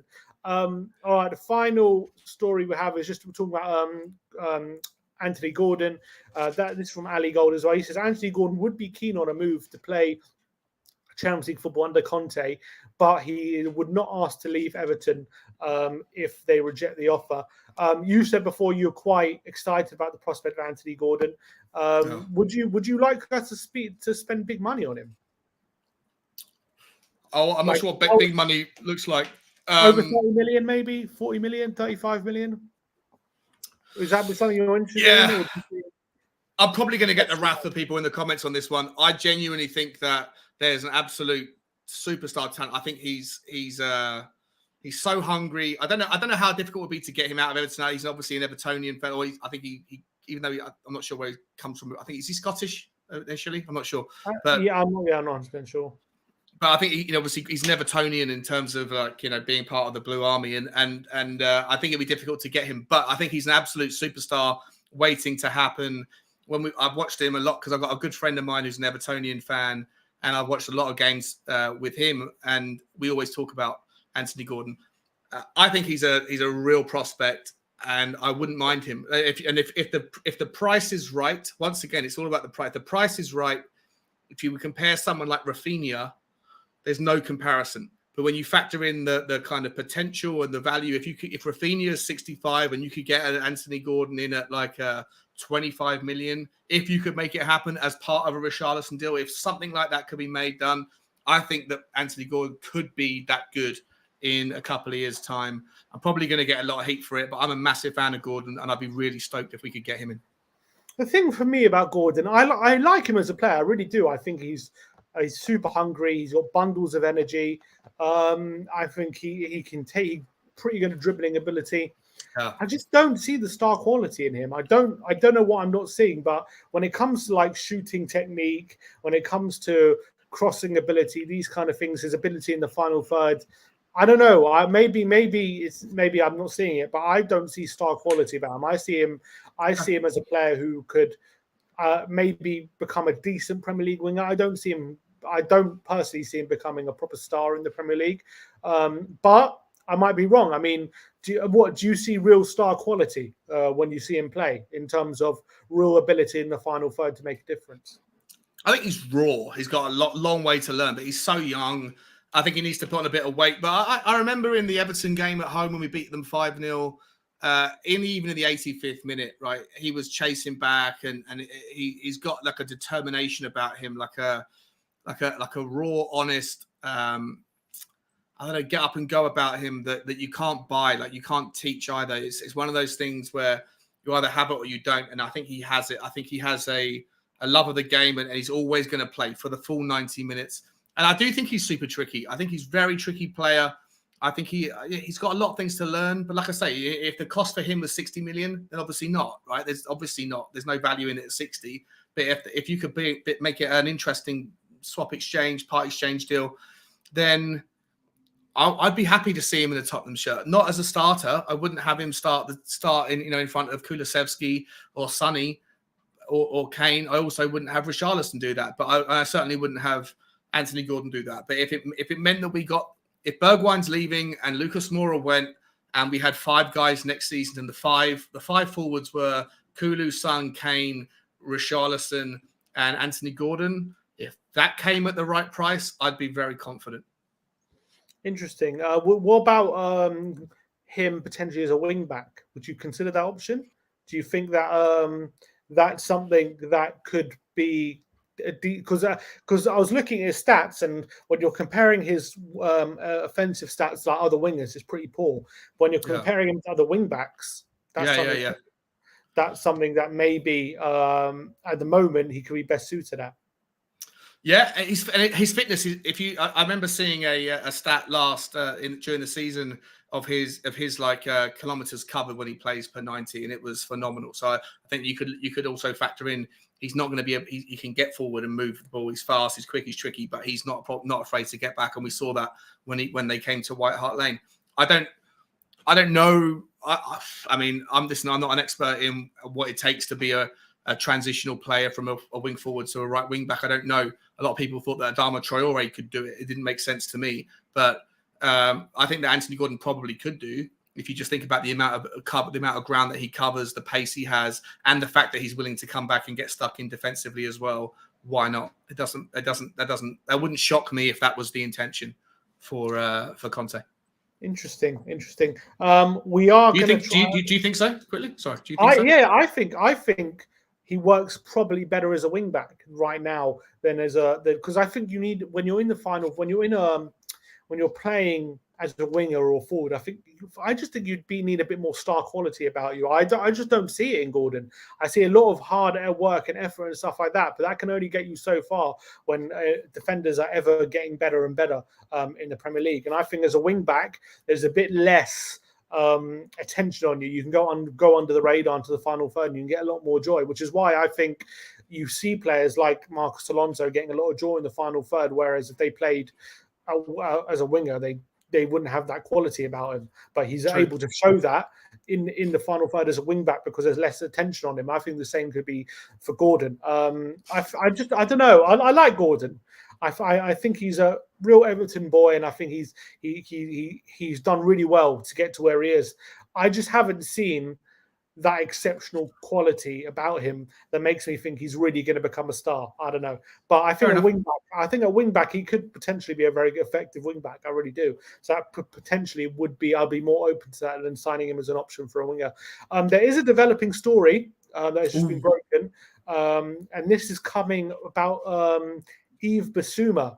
This is breaking news that Sussex police have ended their investigation on Yves Bissouma, and he has been cleared of any misconduct of the allegations from October. So that's good news for him, and I think that now can probably be put to bed, I guess, from all the talk surrounding that from when we signed him. Yeah, Brighton are kicking themselves. Brighton should have held out 2 more weeks. They would have got an extra 5 million for him. Probably. Yeah, that's probably why we were so hell bent on getting him in early. But look, that is good news. And I think hopefully now all that talk of whether we should be Spurs fans can feel uncomfortable of having someone like that in the squad, that can be put to bed, I guess, for now. Yeah, good times. Yeah, we are going to try and get some guests on, but I'm waiting for them to join. So give us a sec. Let me just try and prompt them. 1 sec. And there's also actually one other thing which we talk about, which Ali Gold just tweeted, and that's surrounding future potential attackers joining Tottenham. He says that after Richarlison, Tottenham will continue to monitor the market for any opportunities when it comes to any further forward signings in case any opportunities arise. So in terms of getting more forward players, let's say Richarlison does sign, which is looking likely now. Yeah. Are you happy to move forward the season with those 5 players, Richarlison, Lucas, and obviously Kane, Son, and Kulusevski? Or would you like to see maybe if there is an opportunity for one more to come in, maybe with a good deal for us to maybe look at that? And that would mean Lucas Moura leaving. Or maybe you just have six players. Yeah, listen, I got no problem with Lucas Moura. I know, again, a divisive topic. A lot of people love Lucas because of what he did for Ajax.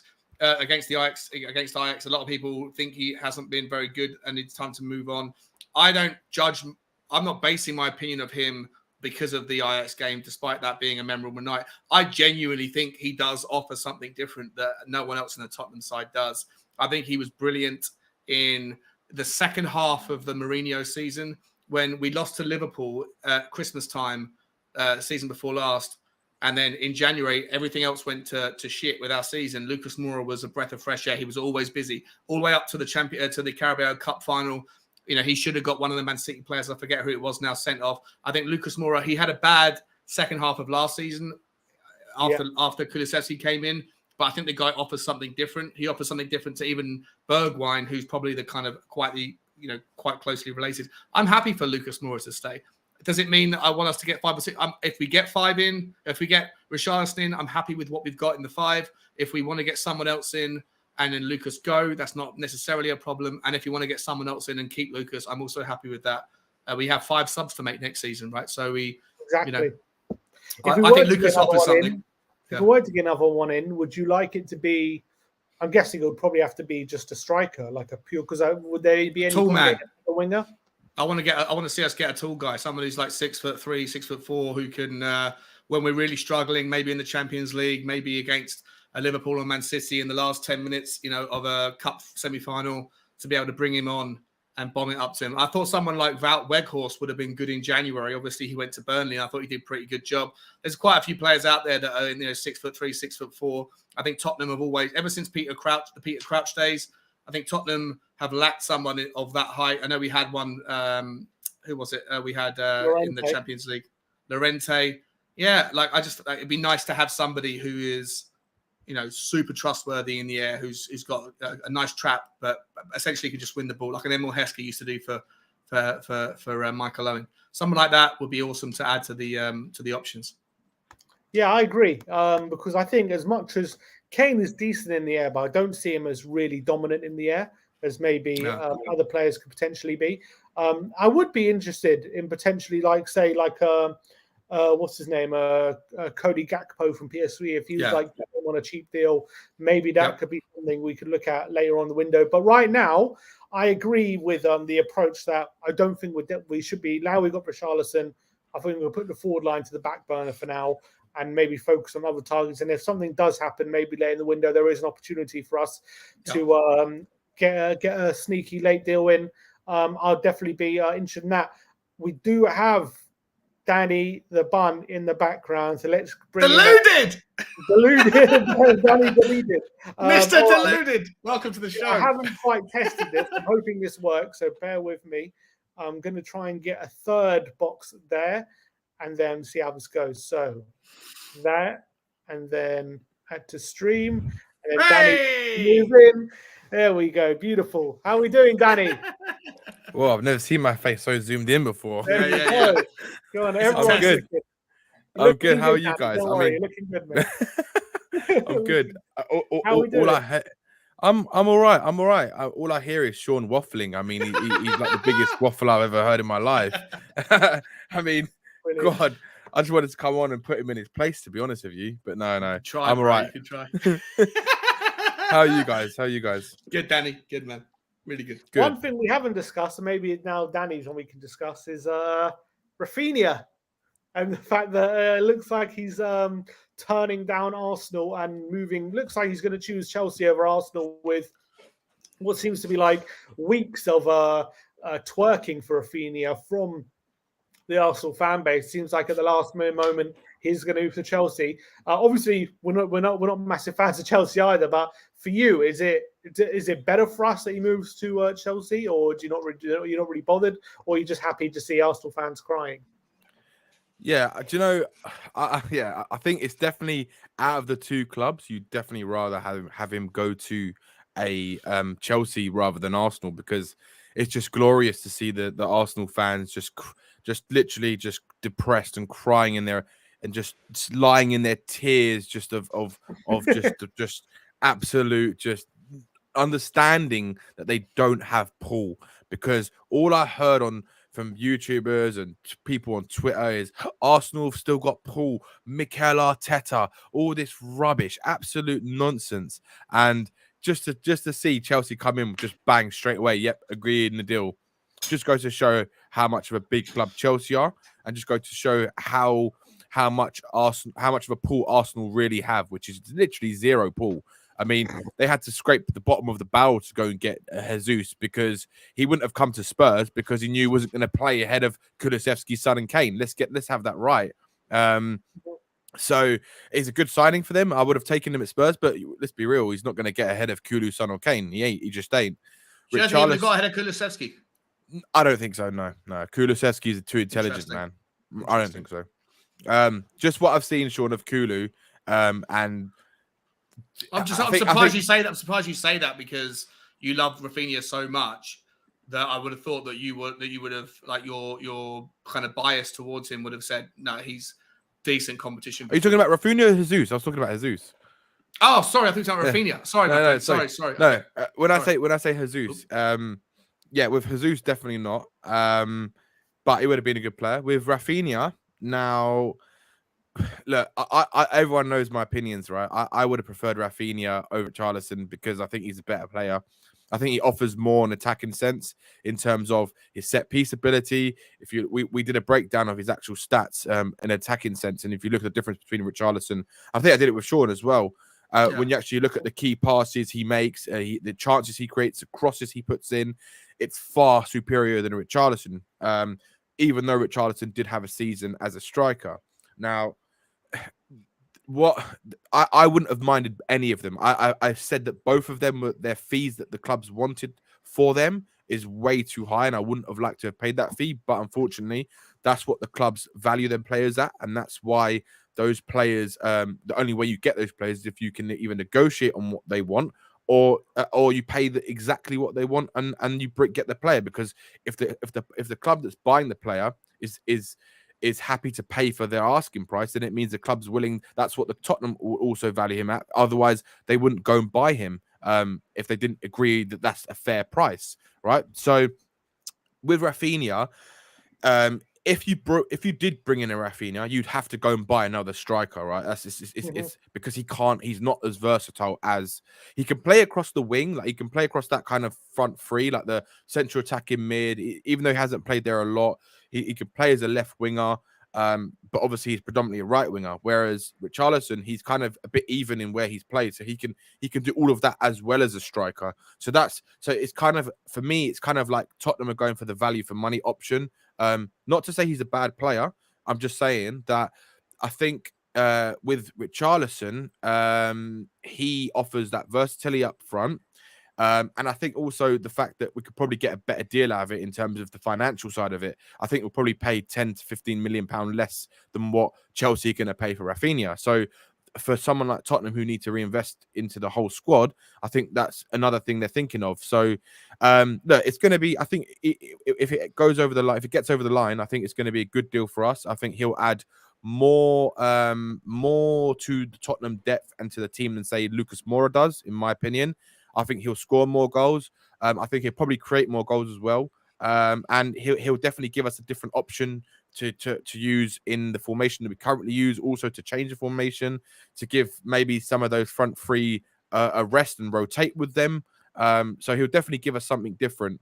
I just think that I just personally would have preferred to have gone and got like a Raphinha and someone like an Emmanuel Dennis who can do two jobs. So just because I would have liked to have preferred the quality player and more depth on top of that. But look, we have, like you said, Sim, I still don't think that we can go into this season with just Kulu, Son, Kane, Richarlison, and Moura, because Moura, let's be honest, right? He might be able to get to January and maybe he might perform, but let's be honest, he as a winger, as a rotational winger, he's not very good. And as a striker, he's never really proven anything to us when he's played as a striker.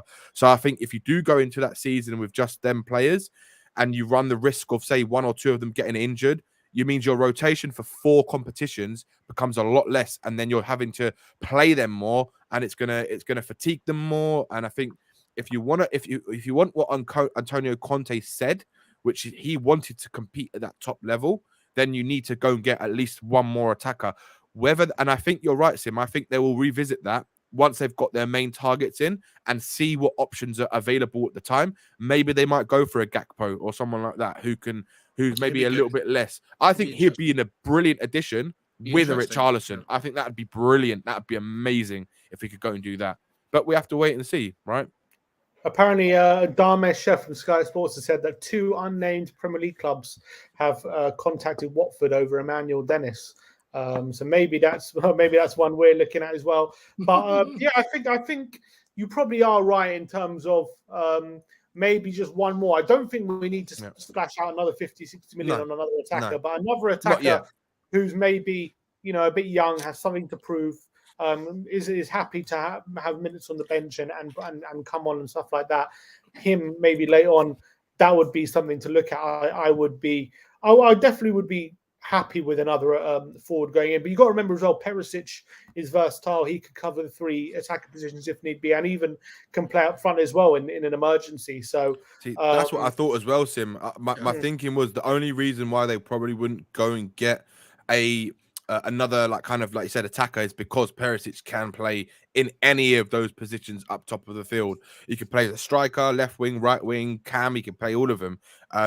But if you do that and he does, if there is an injury, then you have to think, is Sessegnon going to stay fit enough to cover that left wing back role? Because if he's injured at the time we have other injuries, for example, then you completely lose the quality in the squad because you've got not really anyone else you can play. So does it mean they're going to go and get another left wing back as well? Does it mean they might still be in for a Kostic? He hasn't been snapped up yet. No one signed him yet. He still could be worth 15, 20 million pounds. He's a cheap option. Great player. Yeah. Kostic. 20 million quid. Yeah. 15. He's got 1 year left in his contract. 1 year left and he's 29. So why hasn't anybody tapped that one? This is what I'm saying. No one is, bro. I don't know how, and no one's gone for them, Sean. It's absolutely mad. Double dip on Ndicka and Kostic, 40, 50 million quid, whatever it takes, right? Yeah, easily. There's another guy. Some people were mentioning in the chat is that Windal from I think is it PSV or PSV, isn't it?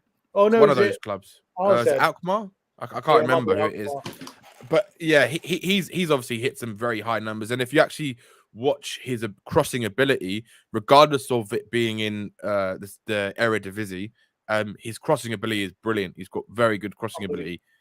So he would be another one that's maybe not going to cost a lot, like too much money, but there's options, Sim. There's options, and I honestly believe, right? And I was saying this on Bob Spur and Sean's stream yesterday. I honestly believe that we're going to get another 6 players through the door.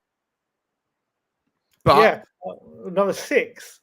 I think if we get rid of, because if you look at the players that they've said, right, that we want they want, apparently the media have said that they want, Conte wants 6 players in before pre-season. Now I doubt that's going to happen. He might get 1 or 2 more before then, but I think also they will have to replace any outgoings, because you can't, if you're strengthening a squad, because our squad obviously needs strengthening, right? We're very light. If you lose those players, like your Harry Winkses, like your, I know they're not considered as part of the squad, but Ndombele, Lo Celso, if Emerson was to go, if Reguilon was to go, you're gonna have to bring in, if Bergwijn was to go, you're gonna have to bring in additional players to add to what we're already got or what we've already losing. So I think that they'll focus on those 6 as a priority, and then I think once they start getting rid of some players, they'll start bringing in some replacements for them. And I think they've already got players lined up ready for that if they need to pull the trigger on getting a replacement for, say, like a Winks or someone like that. That they've got their targets of who they want, and I think if those players do manage to get out the door, I think we'll see at least 6 or 7 players come in, more than what we've already seen. I honestly believe that. I mean, it's a big ask, isn't it? That's a to lot. to get all those players. What about this player? And Ndombele. This was insane. Oh my god! Is there any way back for this guy? Look how hard he's training. Look at that. Is there any way back for you? What do you think? Oh no! Which way, bro? Which way? I think there's no way back for him. Is he not the kind of player we need? He is the player we need. He's definitely the player we need, but he's not going to ever be that. Need. Yeah. And on bad boy, someone put football. He's not the player. He's not the player we deserve, but he's the player we need. It's so good. It's so good. Look at that. I'm not sure who he's defending against, but that guy is wrapped up in like yeah. He had to go for a lie down after that one. Yeah, that's about to say, Sean. Yeah, he probably had like an hour kip, didn't he? After that, he had a little power nap. Ask you this: if he really is, let's say we really can't move him on, and like no one's taking him, what do you do with him? Do you say, "Look, you're staying, and we're gonna use you," or do you put him in the reserves? All the reports have said that apparently they don't want him anywhere near the squad, and even Ali Gold, I think, was saying that he'll end up training by himself if he hasn't found a club, which is how much damage can he actually do though? Like, you know what I mean? Like, if he's just part of the squad, it's his mentality, Sean. Barely speaks English. Like, how no, much but damage can he it's his mentality to the squad. Conte's trying to build a squad who has a winning mentality, right? Yeah, true. In the dressing room, you put someone like that who doesn't give a shit about football, right? Or doesn't give a shit about Tottenham, then what does that do to other players around him? It starts feeding his energy. His energy starts feeding into the other players. True. You don't want that bad energy. You want players who are all focused in the same direction. They all want the same thing. They all believe in Conte's. They all will listen to Conte. And Ndombele won't do that. He's proven that he won't listen to Conte. That's why Conte decided to get rid of him as soon as possible in January when he wanted to loan him out. Otherwise, he would have stayed at Tottenham and he would have given him a chance in January. But for a player, but what it is about him, because like this is a player who earned a big money move to Spurs. You know, we paid 16 million for him back in 2019 because of the quality he had. Like, but surely at this point, like just from his career point of view, the years are going by. You know what I mean? He's just sitting there doing nothing. He's getting benched all the time. Like, is it really just a case of him? He just doesn't care about his own career. Do you think that's it? Like, what is it deep down with him that is preventing him from any manager trusting him for anything? I just an unhappy person. He's just generally like, you know, you couldn't have asked for more. He's got £40 million in wages over the next 2 years, or whatever the breakdown of his 10 million contract a year, was, isn't it? 10 million a year over a 5-year deal, 50 million quid he's going to earn, and he's just unhappy. You know, like some people are just unhappy generally in life, no matter what, you know, options or luxuries that they're afforded to them. And he's someone that's had everything you could possibly, that 99.9% of people in the world would kill to have an ounce of his talent and an ounce of the opportunity, and yet to him, it hasn't made him happy. You know, it's a sad story. It's not that, Sean. I think he's definitely extremely happy with his life because he's earned so much money and he's still earning a lot of money. I just think he doesn't care about football as much as, like, he doesn't care about wanting to be the best player he could possibly possibly be, or wanted to be the best player in the world. You don't think he's got mental health issues? You don't think he's just like maybe, but I just don't think he's got that ambition or drive to be the best of the best, because he's got the talent to be the best of the best. But there were players that came before him. There was a Tottenham player, Benoit Asu-Akoto, who hated football, hated it. But he was a professional, though. He always gave his all every time he played. He didn't have mental health issues. He was like, this is a job for me. I don't love football. But he put his heart and soul into it. People like Danny Rose, people like Ndombele, have all the talent in the world, but just they struggle with whatever's going on. Danny Rose is different. I don't think you can't. I think Danny Rose had problems, but I don't think it was. He always gave his all when he played for Spurs. But until he had those corrupting injuries that he had towards the back end of his Spurs career, that kind of completely finished him off. And I think that's what stopped Danny Rose staying a bit more at a higher level for a bit longer. But with Ndombele, you could just see it. Like even for Lyon last season, he had a couple of good games or some moments in certain games, but as a whole, his consistency is pathetic.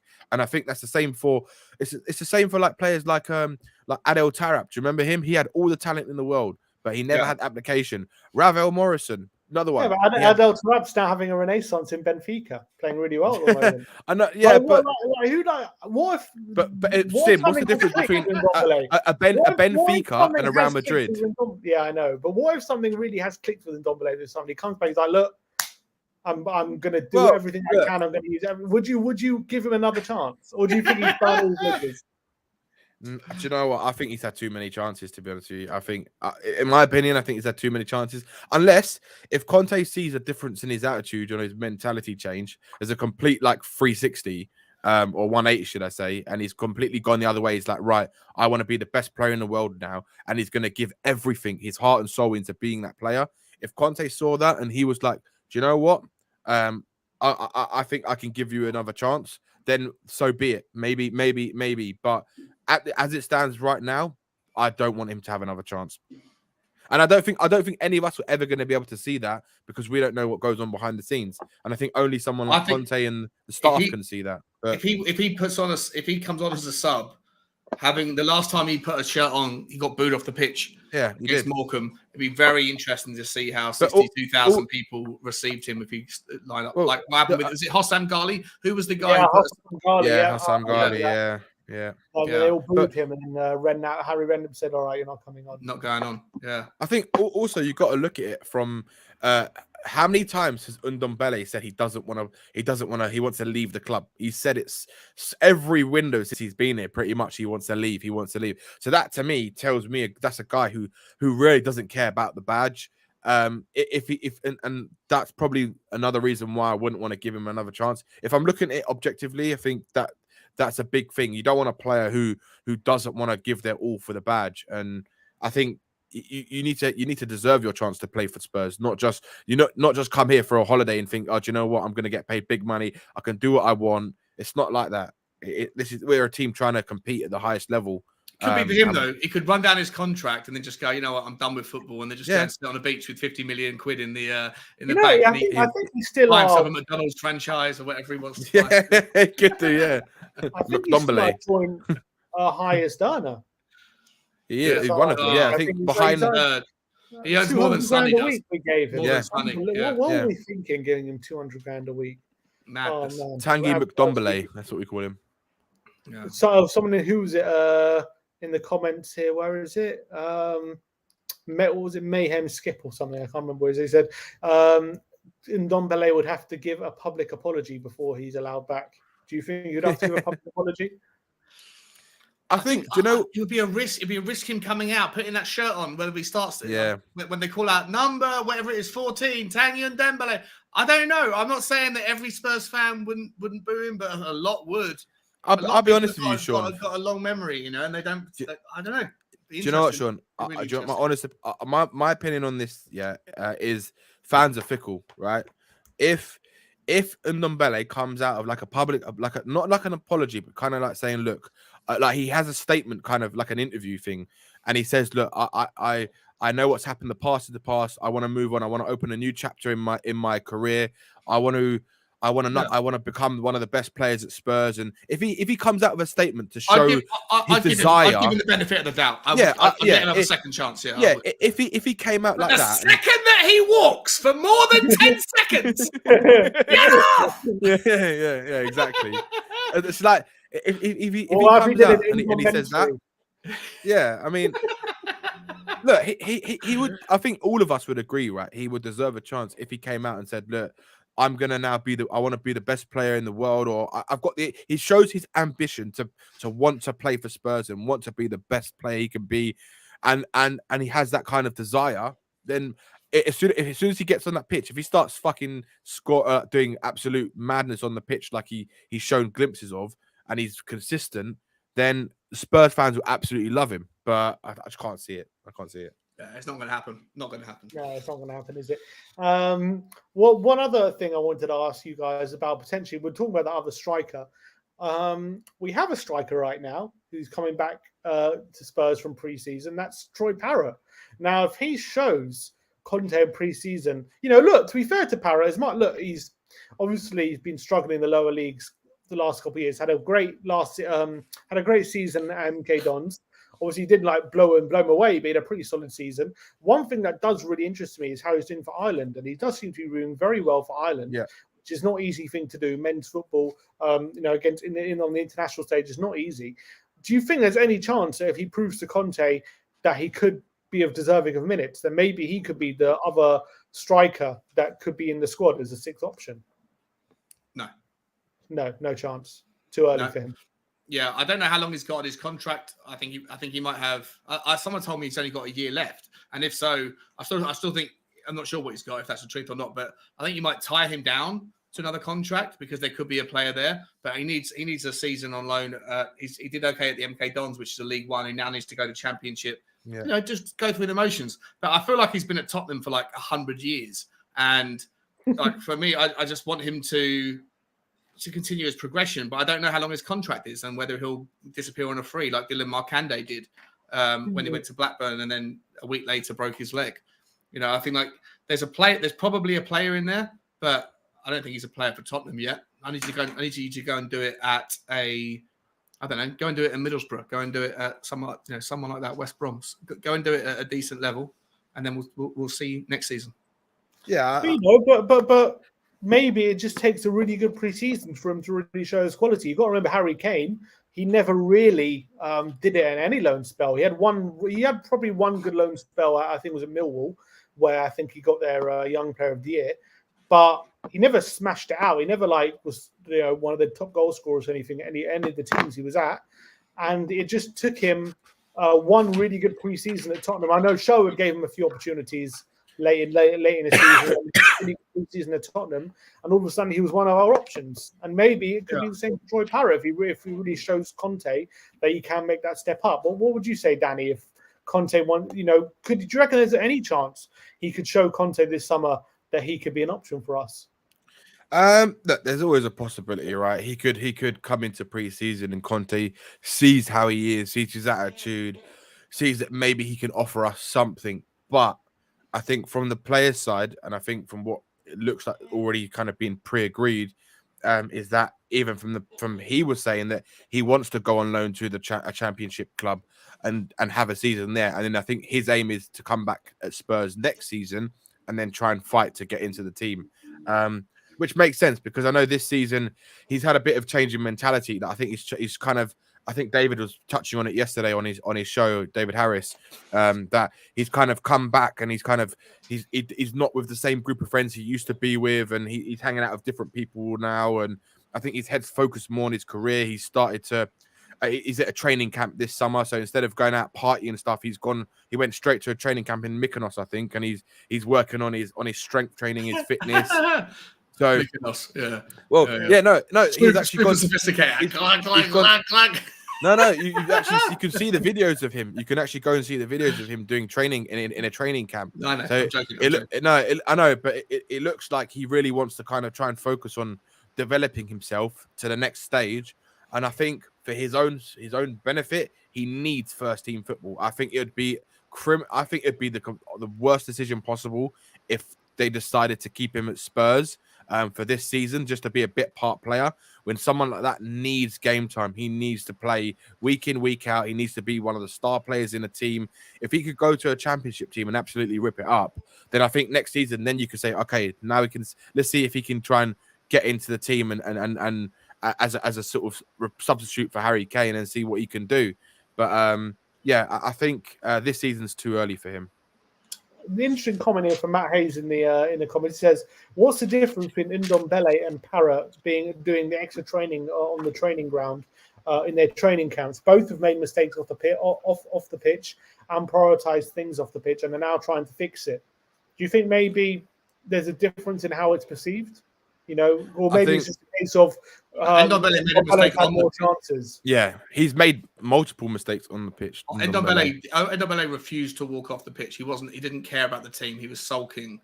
I think that's a little bit of a difference. If Ndombele had jogged off, if he ran off the pitch and was like, okay, it's not working, I'll leave you alone, whatever, it wouldn't have been so bad. Like you could forgive. It was the disrespect that he showed the team that day that I think will live long in a few people's memories. It's not just that day as well, Sean. It's multiple other games that you've seen Ndombele just stroll around, doesn't look like he cares, doesn't really track back. And how many times have we seen it over the years he's played at Spurs that his attitude just completely stinks on the pitch. He just turns up when he wants to turn up, and it's just fans have had enough of that sort of mentality, especially for someone who clearly has tried to leave Spurs every summer since he's been here. Now that to me is the biggest thing. It says it all about the guy and his love for this club.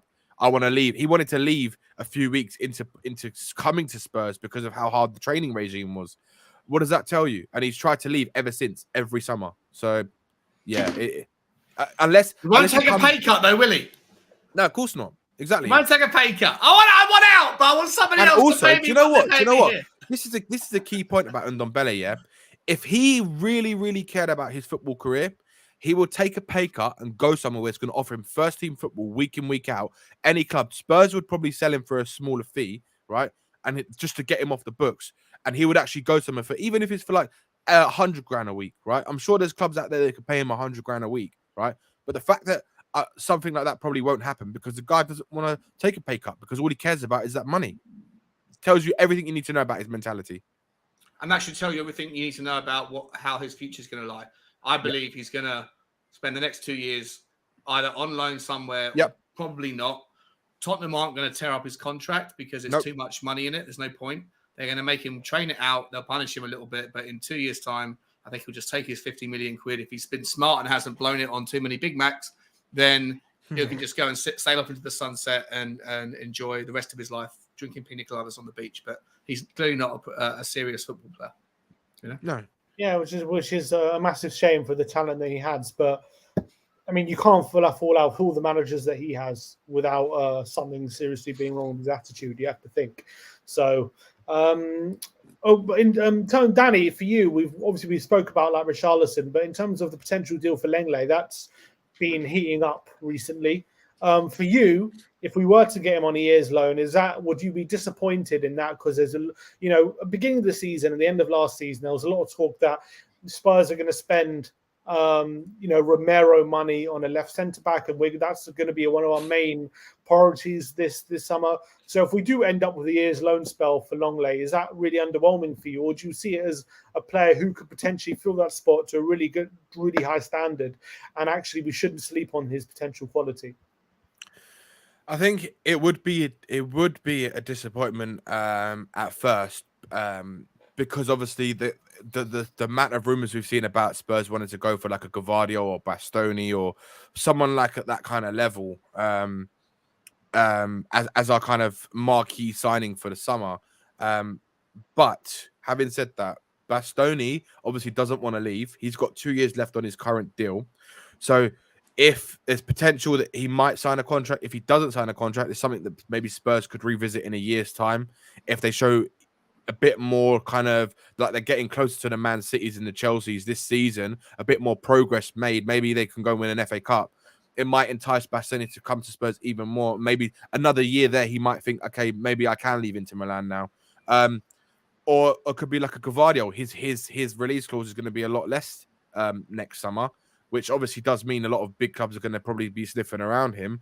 But I'm sure that Parrott will have that kind of works in place over the next year if it meant getting a Lenglet in, because what Lenglet does is people forget how good Lenglet actually is. And me and Sean did a breakdown of his stats, and he's actually, in terms of when you compare him to all the left-sided centre-backs, or the main ones that are kind of we've been linked with, and Ben Davies included in that, and with like some other centre-backs, in terms of his progressive play and his actual interceptions and thing, he's one of the highest out of all of the defenders. So essentially, he'd basically do a far better job. So Ben Davies seems to be that player that likes to get forward, right? Conte obviously wants that player to get forward, very progressive on the ball, and kind of play high up the pitch when he can get up the pitch. Someone like Lenglet could do that, but better, much better.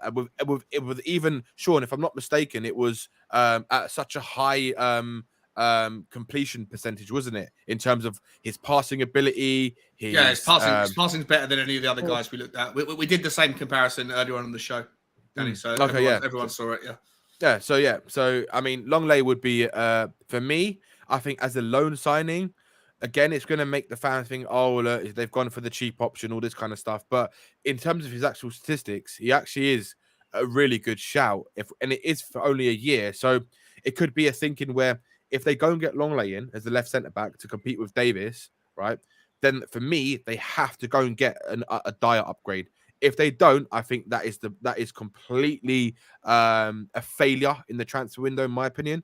I think you cannot go into the season without upgrading your two centre backs at the back, because Lenglet is not going to be a player who's going to make. I don't think it's going to be a massive upgrade on Dyer, but I think he's going to on Davis. Sorry. But I think he is going to offer something that Davis doesn't offer. Defensive side of the game, I think it's kind of it's still very, very good. But the only thing that he lacks is his aerial ability, which actually Ben Davis is actually a lot better at, as you probably know because you've done the stats. So look, it'd be a good option, but they'd have to go and get like a big centre back to compete with Dyer. In my opinion, you'd have to go and get like a Bremer or someone like that, or like a. Look, I'm just throwing names out, like a Skriniar, that's exactly what I said. Like a Koulibaly, or someone like that. If they go and get someone like that, then I would be more content with getting Lenglet for this season only. But surely, if we're getting him on a loan, then maybe that opens up a bit more money to maybe go a bit bigger on another centre back, rather than if we were to go massive on a left centre back right now. You'd have to think, right? Or maybe another role anyway. 100%. That's the only thinking of why they would go for a Lenglet, unless they've got plans to bring in another left-sided player. It all depends. We don't know what they're thinking of. Sorry. So yeah, it'd be interesting to see. I mean, you would like to think that if they go and get Lenglet, it's going to cost 4 or 5 million euros on a loan deal. Then you've got 50-60 million pound, or I mean, you wouldn't even need that to go and get like a Koulibaly or like a Bremer or someone like that. 35 million, 40 million pounds, you could go and snap them up easy. And I was actually thinking about this last night while I was thinking about if we were to sign Richarlison. So our best four forwards would be Kane, Son, Kulusevski, and Richarlison. Now, if you think about the Premier League, do you think any other team, with Mane now leaving Liverpool when they're replacing him with Nunes, do you think there's any other team in the league that could name four better, as a collective, four better forwards than that in their squad? Oh, it's hard. Maybe Man City's. Man City. Who would you say that? Well, they got Haaland. Who are their best four? Sterling's probably going to be off. So what do you say? So you'd probably say Haaland, Mahrez. Yeah, I mean that's it's still a great attack in a different way. Two of the best forwards in the league. You got to remember that. Yeah, I think if Kulu can do what he was doing and take it on another level from what he was doing at the back end of last season and continue that. I mean, I've seen quotes saying Kulu saying that this is only just a start. Like you're only Spurs fans, it's only just a taste of what I can do. So if he's saying that and he's got this pure belief that he can go levels above what he's producing, then I cannot wait. And I think that will be the best front three in the league, in my opinion, because I think Kulu producing what he's producing at this age, if he can continue to improve on that, I mean, this kid could be a world-class talent. We'll have the three best front three in the world, in my opinion. What is better, the Spurs four I mentioned, or Nunez, Salah, Jota, and Diaz? For me, Spurs four right now. Look, you all of a sudden you got to think about it. You have to think I would about say, it. do you know what, Sim? I would say Spurs four right now, because the players that we have, they've proven it in the Premier League. We can argue Kulu. We can argue probably got to wait for Kulu's second season to pass. Yeah, well, his first full season, even Sean, not even a full season yet. Yeah. But obviously, we're basing it on the fact that we don't know what Nunez is going to be like, and we don't know what Diaz is going to be like with a full season. They're both. I mean, Nunez has an unbelievable 2 years at Benfica, and Diaz obviously he's shown how good of a player he can be. But he's done that from the bench, and he's done that as kind of like a rotation player. It's different when you're the first choice and you're playing week in, week out. Then it's interesting to see, is he going to hit the Mane levels of goals and assist contributions? I don't think so this season. Is Nunez going to get 20, 30 goals this season? We don't know. I'm not sure about it yet. So at this moment, I'd probably say us, to be honest with you. I think I'm interested to see what Man City. I've got a sneaking suspicion that Alvarez might be more of a success than Haaland. I think really? obviously Haaland's like tipped to be an absolute beast and a monster. He's that good, but time will tell how Manchester City adapt, or who adapts to who. Does Haaland adapt to the City system, or does the City adapt to play Haaland in? But I think Julian Alvarez is less of a disruption to the system, and I think Alvarez could be a monster player. Like City have got, they've gone from having no strikers, or a striker that's a striker but doesn't really play as a striker, in Gabriel Jesus, who's been shipped off to Arsenal, to having two potentially just game-changing talents up front. It's going to be two of the best young strikers in world football. People would argue. Yeah. I mean, like I said, Haaland. So there's only two people who are more clinical over the last few seasons than Son, and that's Mbappe and Haaland. And Haaland has less. We did a stream of Will Stewart, and we did the comparison, and I think he was showing how Haaland has a lot less shots than Son Heung-min, and he's more clinical, which shows how good of a player he can be. So to hit the numbers that he's hit with playing with Kevin De Bruyne, Mahrez, Bernardo Silva, it's going to be hard to catch them, isn't it? They're going to be. They might break 100 points next season. Yeah, I mean, this guy's going to go to like a Bournemouth, and he's going to go and bang in 4 goals or something like that. He's going to score goals for fun. He's going to score goals for fun. Yeah. Not until he plays Romero, though. Romero's going to chop him down in the first 2 minutes. How do you like that, Mr. Haaland? How do you like those apples? I completely agree. He doesn't know what he's got until he's faced someone like Romero. That's for sure. That's true. But I just think it's a bit of an interesting mental exercise, because I think in years gone by, I don't know if we've definitely been in that conversation, but all of a sudden you're like thinking like we are actually up there with all the big teams when it comes to talent. If we do get this Richarlison deal over the line, but all right, I think we've been going nearly over 2 hours now.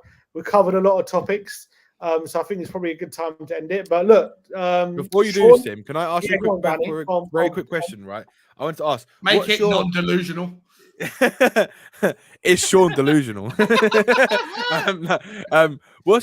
I didn't hear your thoughts. Like, how are you feeling about the Richarlison coming into the squad? Like, are you really excited by it? Because I know how much you kind of been speaking about Richarlison.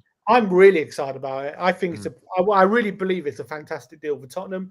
I think that he's a player who I've really admired over his years at Everton. I think he could actually go even to an even higher level once he comes to Spurs. I think that even though he's hit double figures, I think 4 seasons in a row for a really struggling team. And I think that he's coming into a team that are going to be in Champions League, which he's desperate to play in. So he's got something to prove. He's obviously going to be vying for his place in the World Cup as well.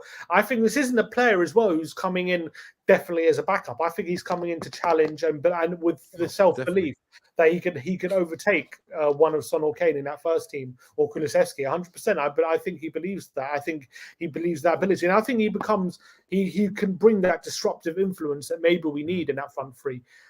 So for me, I don't think there's many realistic options that are better than him that we can get who are Prem proven. So I can't see many downsides to this deal apart from maybe the price, which is a bit excessive. But look, it's not my money. If they're willing to spend it, if they think he's worth it, then I'm all for it. So I'm really excited about this potential deal. I don't think people appreciate how good he really is, Richarlison. I think it will take him signing and watching him play firsthand to really appreciate it, because I think he's got so much talent and ability that we're going to be. I think a lot of Spurs fans who are maybe not excited about it are going to be very surprised by what he brings, in my opinion. Well, you're definitely selling him more to me, and I think if anyone's going to improve his level, it's going to be someone like Conte. So everyone's going to get behind him when he comes and plays Spurs. I will be looking forward to seeing how he does in the Spurs team. So yeah, it'll be interesting. But just one more question, Tim, I've got for you. Yeah. And this question shall I log off, mate? So you two can have a little I think, Sean, you want to be part of this question, mate, because you've got the most deluded answer I've ever heard. We've been discussing this on multiple people's streams, Tim, right? And different questions and things. Different people have given pretty much the same answer, right? Apart from Sean, right? So my question to you is, as the transfer window, as the market stands right now with the incoming players that we've had in, and also bear in mind the outgoings that we haven't done just yet, right? What would you rate the current transfer window at as it stands right now? If the transfer window was to finish, say, tomorrow, and we haven't signed any... That wasn't the question, okay. Danny. No. That wasn't the question, bro. Okay, Sean. No. Okay. All right. What would you rate the transfer window right now as it stands then? Can I simplify? Well, we're not signing Richarlison. No. So say question. Danny, wait. I'll just simplify it. The question that we've been arguing about for 2 days is right, and I wanted to make sure that it was quite categorically clear. Forget about what happens between today and September the 1st. Forget about that, right?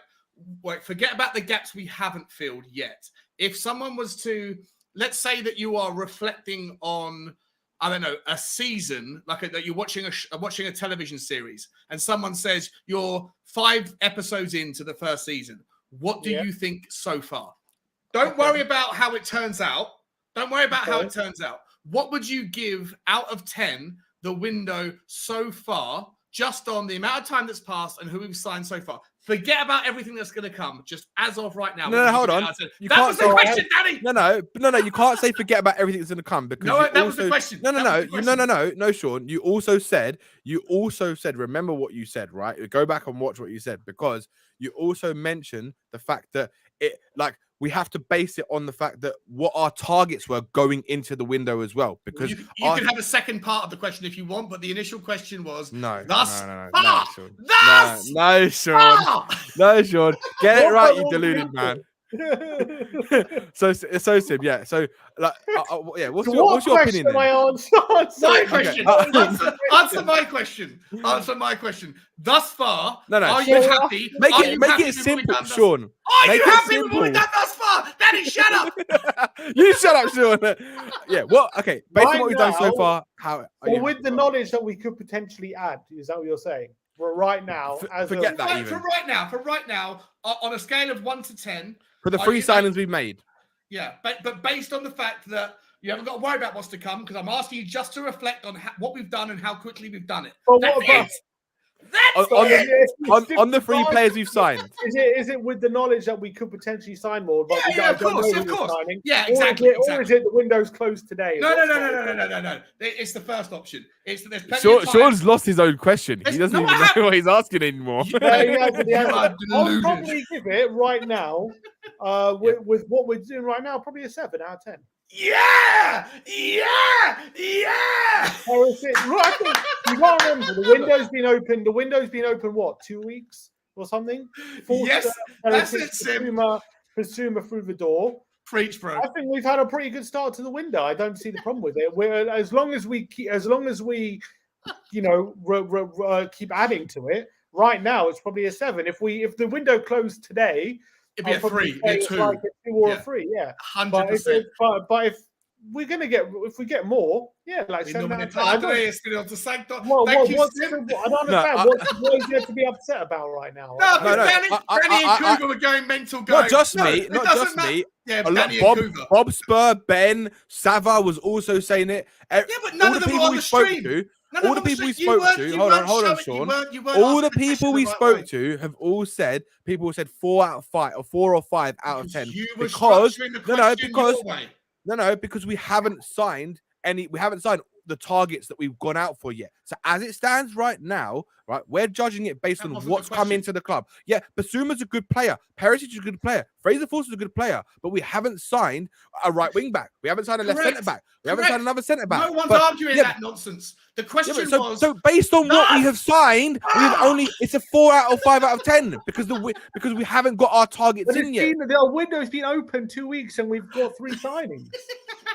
No, I know, but I'm saying, I look. We're not. No. I'm not taking no L. No. Because that's a hindsight thing. We can sit here and say based on the fact that we're going to sign a right wing back. Of course, that's going to improve the rating of what we've done so far. Because we could go and sign a right wing back. We could go and sign a left centre back. We'd go and sign a centre back. Go and sign another forward. Of course, that's going to make it even better. But based on what we set out to do in the market, is to go and get the players that we haven't got yet, right? We've only addressed 2 positions out of the 6 positions we needed to address. So based on that the rating I'm giving is a 4 out of 10 because you're deluded. You're deluded because I know Matt is still June, but what I'm saying is based on what we have brought in, it's a 4 out of 10 because we have not addressed a right wing back. We have not addressed. It doesn't matter when we sign the players. It does not matter, right? It could be we could sign 5 players tomorrow, right? If we sign a right wing back, left centre back, a central centre back tomorrow, right? It's going to take it up to a 7 or 8 because we've addressed all the key positions. Sean, you're the most deluded person I've ever met. It's so good. I'm not buying it, Danny. I'm not buying it. Unless we're talking about 2 different questions. I'm not buying that. No, Sim, the question that you answered is the correct question. That was the question. You answered it the right way. Sean changes the question to his own narrative. That's what he does. You could argue that, like, if we would have signed no one, it's better than signing 3 players who aren't our position or something like that. You know what I mean? Because in that case, in that sense, then as long as we're concentrating on our actual positions that we need to improve, that's better than signing 3 players who you don't believe are our key positions. I'm a bit confused. I think that right now we're 2 weeks into the window. We've got a very, very good signing in Bissouma. We have addressed one of our key issues, which is Perisic, which is a left wing back, obviously backup keeper, whatever. I'm not really bothered about that. But we're 2 weeks into the window. Usually we do this like last 2 weeks. Yeah. In fact, we're doing it early right now. And we look like we could be getting Richarlison in very early. Obviously, we haven't done that yet.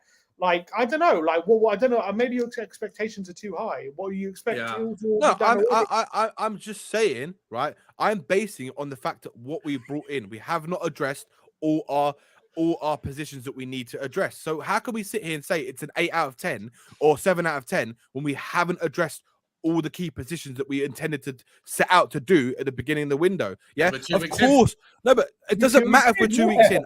I'm saying that, but you can't say just because it's 2 weeks in, right, that it's a 7 out of 10. You can't say that. Just doesn't make any sense. It's a 7 out of 10 for the 2 weeks. If anybody's watching wants to see the funniest 20-minute video ever, go onto my channel, Spurs Talk Show, and click the last video. You'll see this debate in its entirety for 20 minutes straight. It's hilarious. This debate is going to continue because, Sim, I'm not being funny. Out of all the people we've spoken to, only you 2 have said 7 out of 10. And I know Matt has said it as well. But David Harris was saying yesterday 5 out of 10, right? Because we haven't addressed those positions yet, right? So because that's why everyone is different in how they think, right? So you and Sean are thinking based on we have addressed 2 positions, right? We've got a very good player in Bissouma. In 2 weeks. Yeah, I know it's 2 weeks, right? I know, but we can't base it on the fact that I know it's only 2 weeks, but it's still the fact that we haven't. You can't say that it's a 7 or 8 out of 10 because the target for the window was to go and get those key positions. So yes, we've done very well. It's like okay, let me ask you this question then. What happens if we went and got 2 youngsters in, right, who are unknown quantities, right? And or say we get 3 youngsters in, right? Does that not take the level down because of the quality of the player? Because the argument is based on the quality of the player. Because now people are giving their opinions or their answers based on Bissouma's a very good player, Perisic is a very good player. What would happen if we go and sign 3 youngsters who no one knew about? They weren't going to improve the first team, but then we signed 3 players in 2 weeks. Does that not change your rating? Yeah, but that's not what happened. That's what I'm saying. Your argument is but you're saying now. You're now saying that based on. Danny, you're right. Danny, you're right. If you change the conditions, that would change the score. Change the course. So that's what I'm saying. No, but what I'm saying is you're basing that now based on the quality of the player we brought in. Yeah. Right? Yeah. So, but we haven't addressed all the supposed to base it. Danny, take the giant L, bro. I'm not doing no way. You tried yesterday. You had Cooper. You had Cooper ganging up on me. Based on the fact that we've signed 3 players, I'm giving a 7 out of 10 of the basis that we signed 3 good players 2 weeks into the window. That's the layout. That's what I've got to see right now. As of 2 weeks into the window, how happy am I that the window is going? I'm a 7 out of 10. The reason I'm not an 8 or a 9 or a 10 is because your point. We haven't addressed the key issues, but we have addressed 2 issues which are hard to address, and we've done it 2 weeks in, and we've got a whole other window to address the rest. So I don't understand why up until this point you wouldn't be happy. I mean, I'm not. No, it's not that I'm absolutely ecstatic. That's not the point. I'm buzzing that we've signed these players, right? I'm just saying that I'm rating the window based on we have not addressed all the key positions that we need to address. So how can we sit here and say it's a 7 out of 10? No, but last season, no, because when Jose, let me give you an example, right? When Jose Mourinho brought 7 players in, everyone was saying it's an 8 out of 10 window, right? And by the end of the window, everyone was saying 8 out of 10 window, 8 out of 10, 9 out of 10 window. Everyone was saying that. Do you think if we had signed 2 players 2 weeks in, people would be sitting here saying it's an 8 out of 10 window? They wouldn't have done. They would not have done because we hadn't addressed a lot of the positions we needed to fill, right? Yeah, so that's what the argument is based on. That question is on the basis if the window closed today, then you're right. But, you're right. But that's not the basis. Close today. Yeah, it's not the question. The question is thus far. Yeah, still for me, I'm still gonna keep it as a 4 because we have not got in. If we've got in, I'll tell you what, right? I'll tell you what. Hold on, Sean. Let me just say this, right? Let me just say this one point. Keep digging, bro. Right. Keep digging. No. You're just deluded. But anyway, if we had signed, say we go and sign a right wing back, a left centre back, and 1 more player. By the time we fly out to Korea, then I would say it's a 7 out of 10 because we've got 6 players in, which we set out to do before pre-season. Then I'd say it's 7 out of 10, but I wouldn't give it any higher because we still need more for me to think that rating is worth a higher rating. That's where I would say in a week's time, if we sign 3 more players, I'd say 7.5 out of 10. Yeah, but that's in 3 weeks' time. You asked for now. No, but that's what I'm saying. That's why I'm saying my rating is a 4 right now. I was. Yesterday, I had Danny making this point. I had Cooper making this point. It was just me against these 2. They were sitting on each other's shoulders, coming at me, thinking they're 10 foot tall. And I'm like, bro, you're not listening to the question. It went on for 20 minutes. I was like, am I losing my mind here? So basically, right? So basically, you're answering a different question. No, but so basically, right? He asked this to Bob Spur. He asked this to Ben Kaufman. He asked this. None of you understood the question. Then, none of you understood the question. Like you did. Well, we all said the same thing. 20-minute clip. It's hilarious. It's hilarious watching these 2 I'm scramble so for sense. I'm confused, mate. Don't be confused, Sim. You understood it the first time I asked. I understood the question. You're answering a different question, Danny, and I don't know. I'm confused. Cooper and Danny decided that they didn't want to hear the question that I'd asked, and then started to rearrange the question to suit the narrative of their answer, and it went on and on and on for 20 minutes.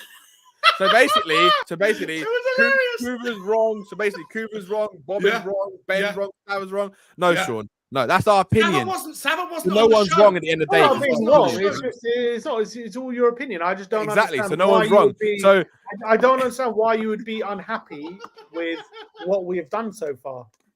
no, I'm very happy. That's not the argument. I'm absolutely happy with what we've done. Rate your happiness out of 10. A 3. He's a 3. I'm ecstatic at a 3 out of 10. Danny, okay, ask this question, Danny. Out of 10, how happy are you with the business we've done so far? I'd say a 6. Okay. That's the answer. Right.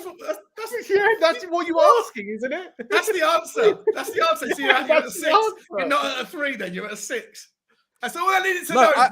I said 4 based on the players that we haven't got yet.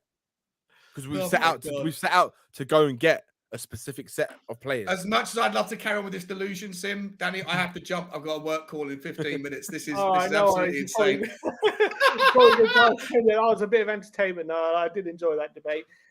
Danny, thank you for bringing that on. Nice. Ben's in the comments saying Danny woke up and chose violence today. Love you, Ben. I hope you're well, man. Absolutely brilliant. Look, Danny, great to see you as always, mate. And you. People go over and subscribe to Tottenham on Tour. Come on, people, show some love if you want to see more of Danny. I don't know where Brian the debate was as well. Whose channel was it on? The debate you just that was on Spurs Talk Show. Spurs Talk Show. So look, obviously everyone go and subscribe to Spurs Talk Show if you want to see more of Sean as well and more tactical breakdowns and whatnot and more debates. Look, he's going live more and more often, so go check him out. Absolutely brilliant stuff. Thank you everyone for joining us. Great stream today. We'll have more content for you guys, but Sean and Danny, brilliant stuff. Thanks for joining me, mate. And thanks, mate. Hope to see you guys soon. Pleasure. Thank you for all the super chats, all the comments, all the views. But make sure that you keep tuning in. When anything drops, we're sure that you'll be the first place to know. Like, subscribe, and comment. And as always, come on, you Spurs. Come on, you Spurs. Sean's deluded.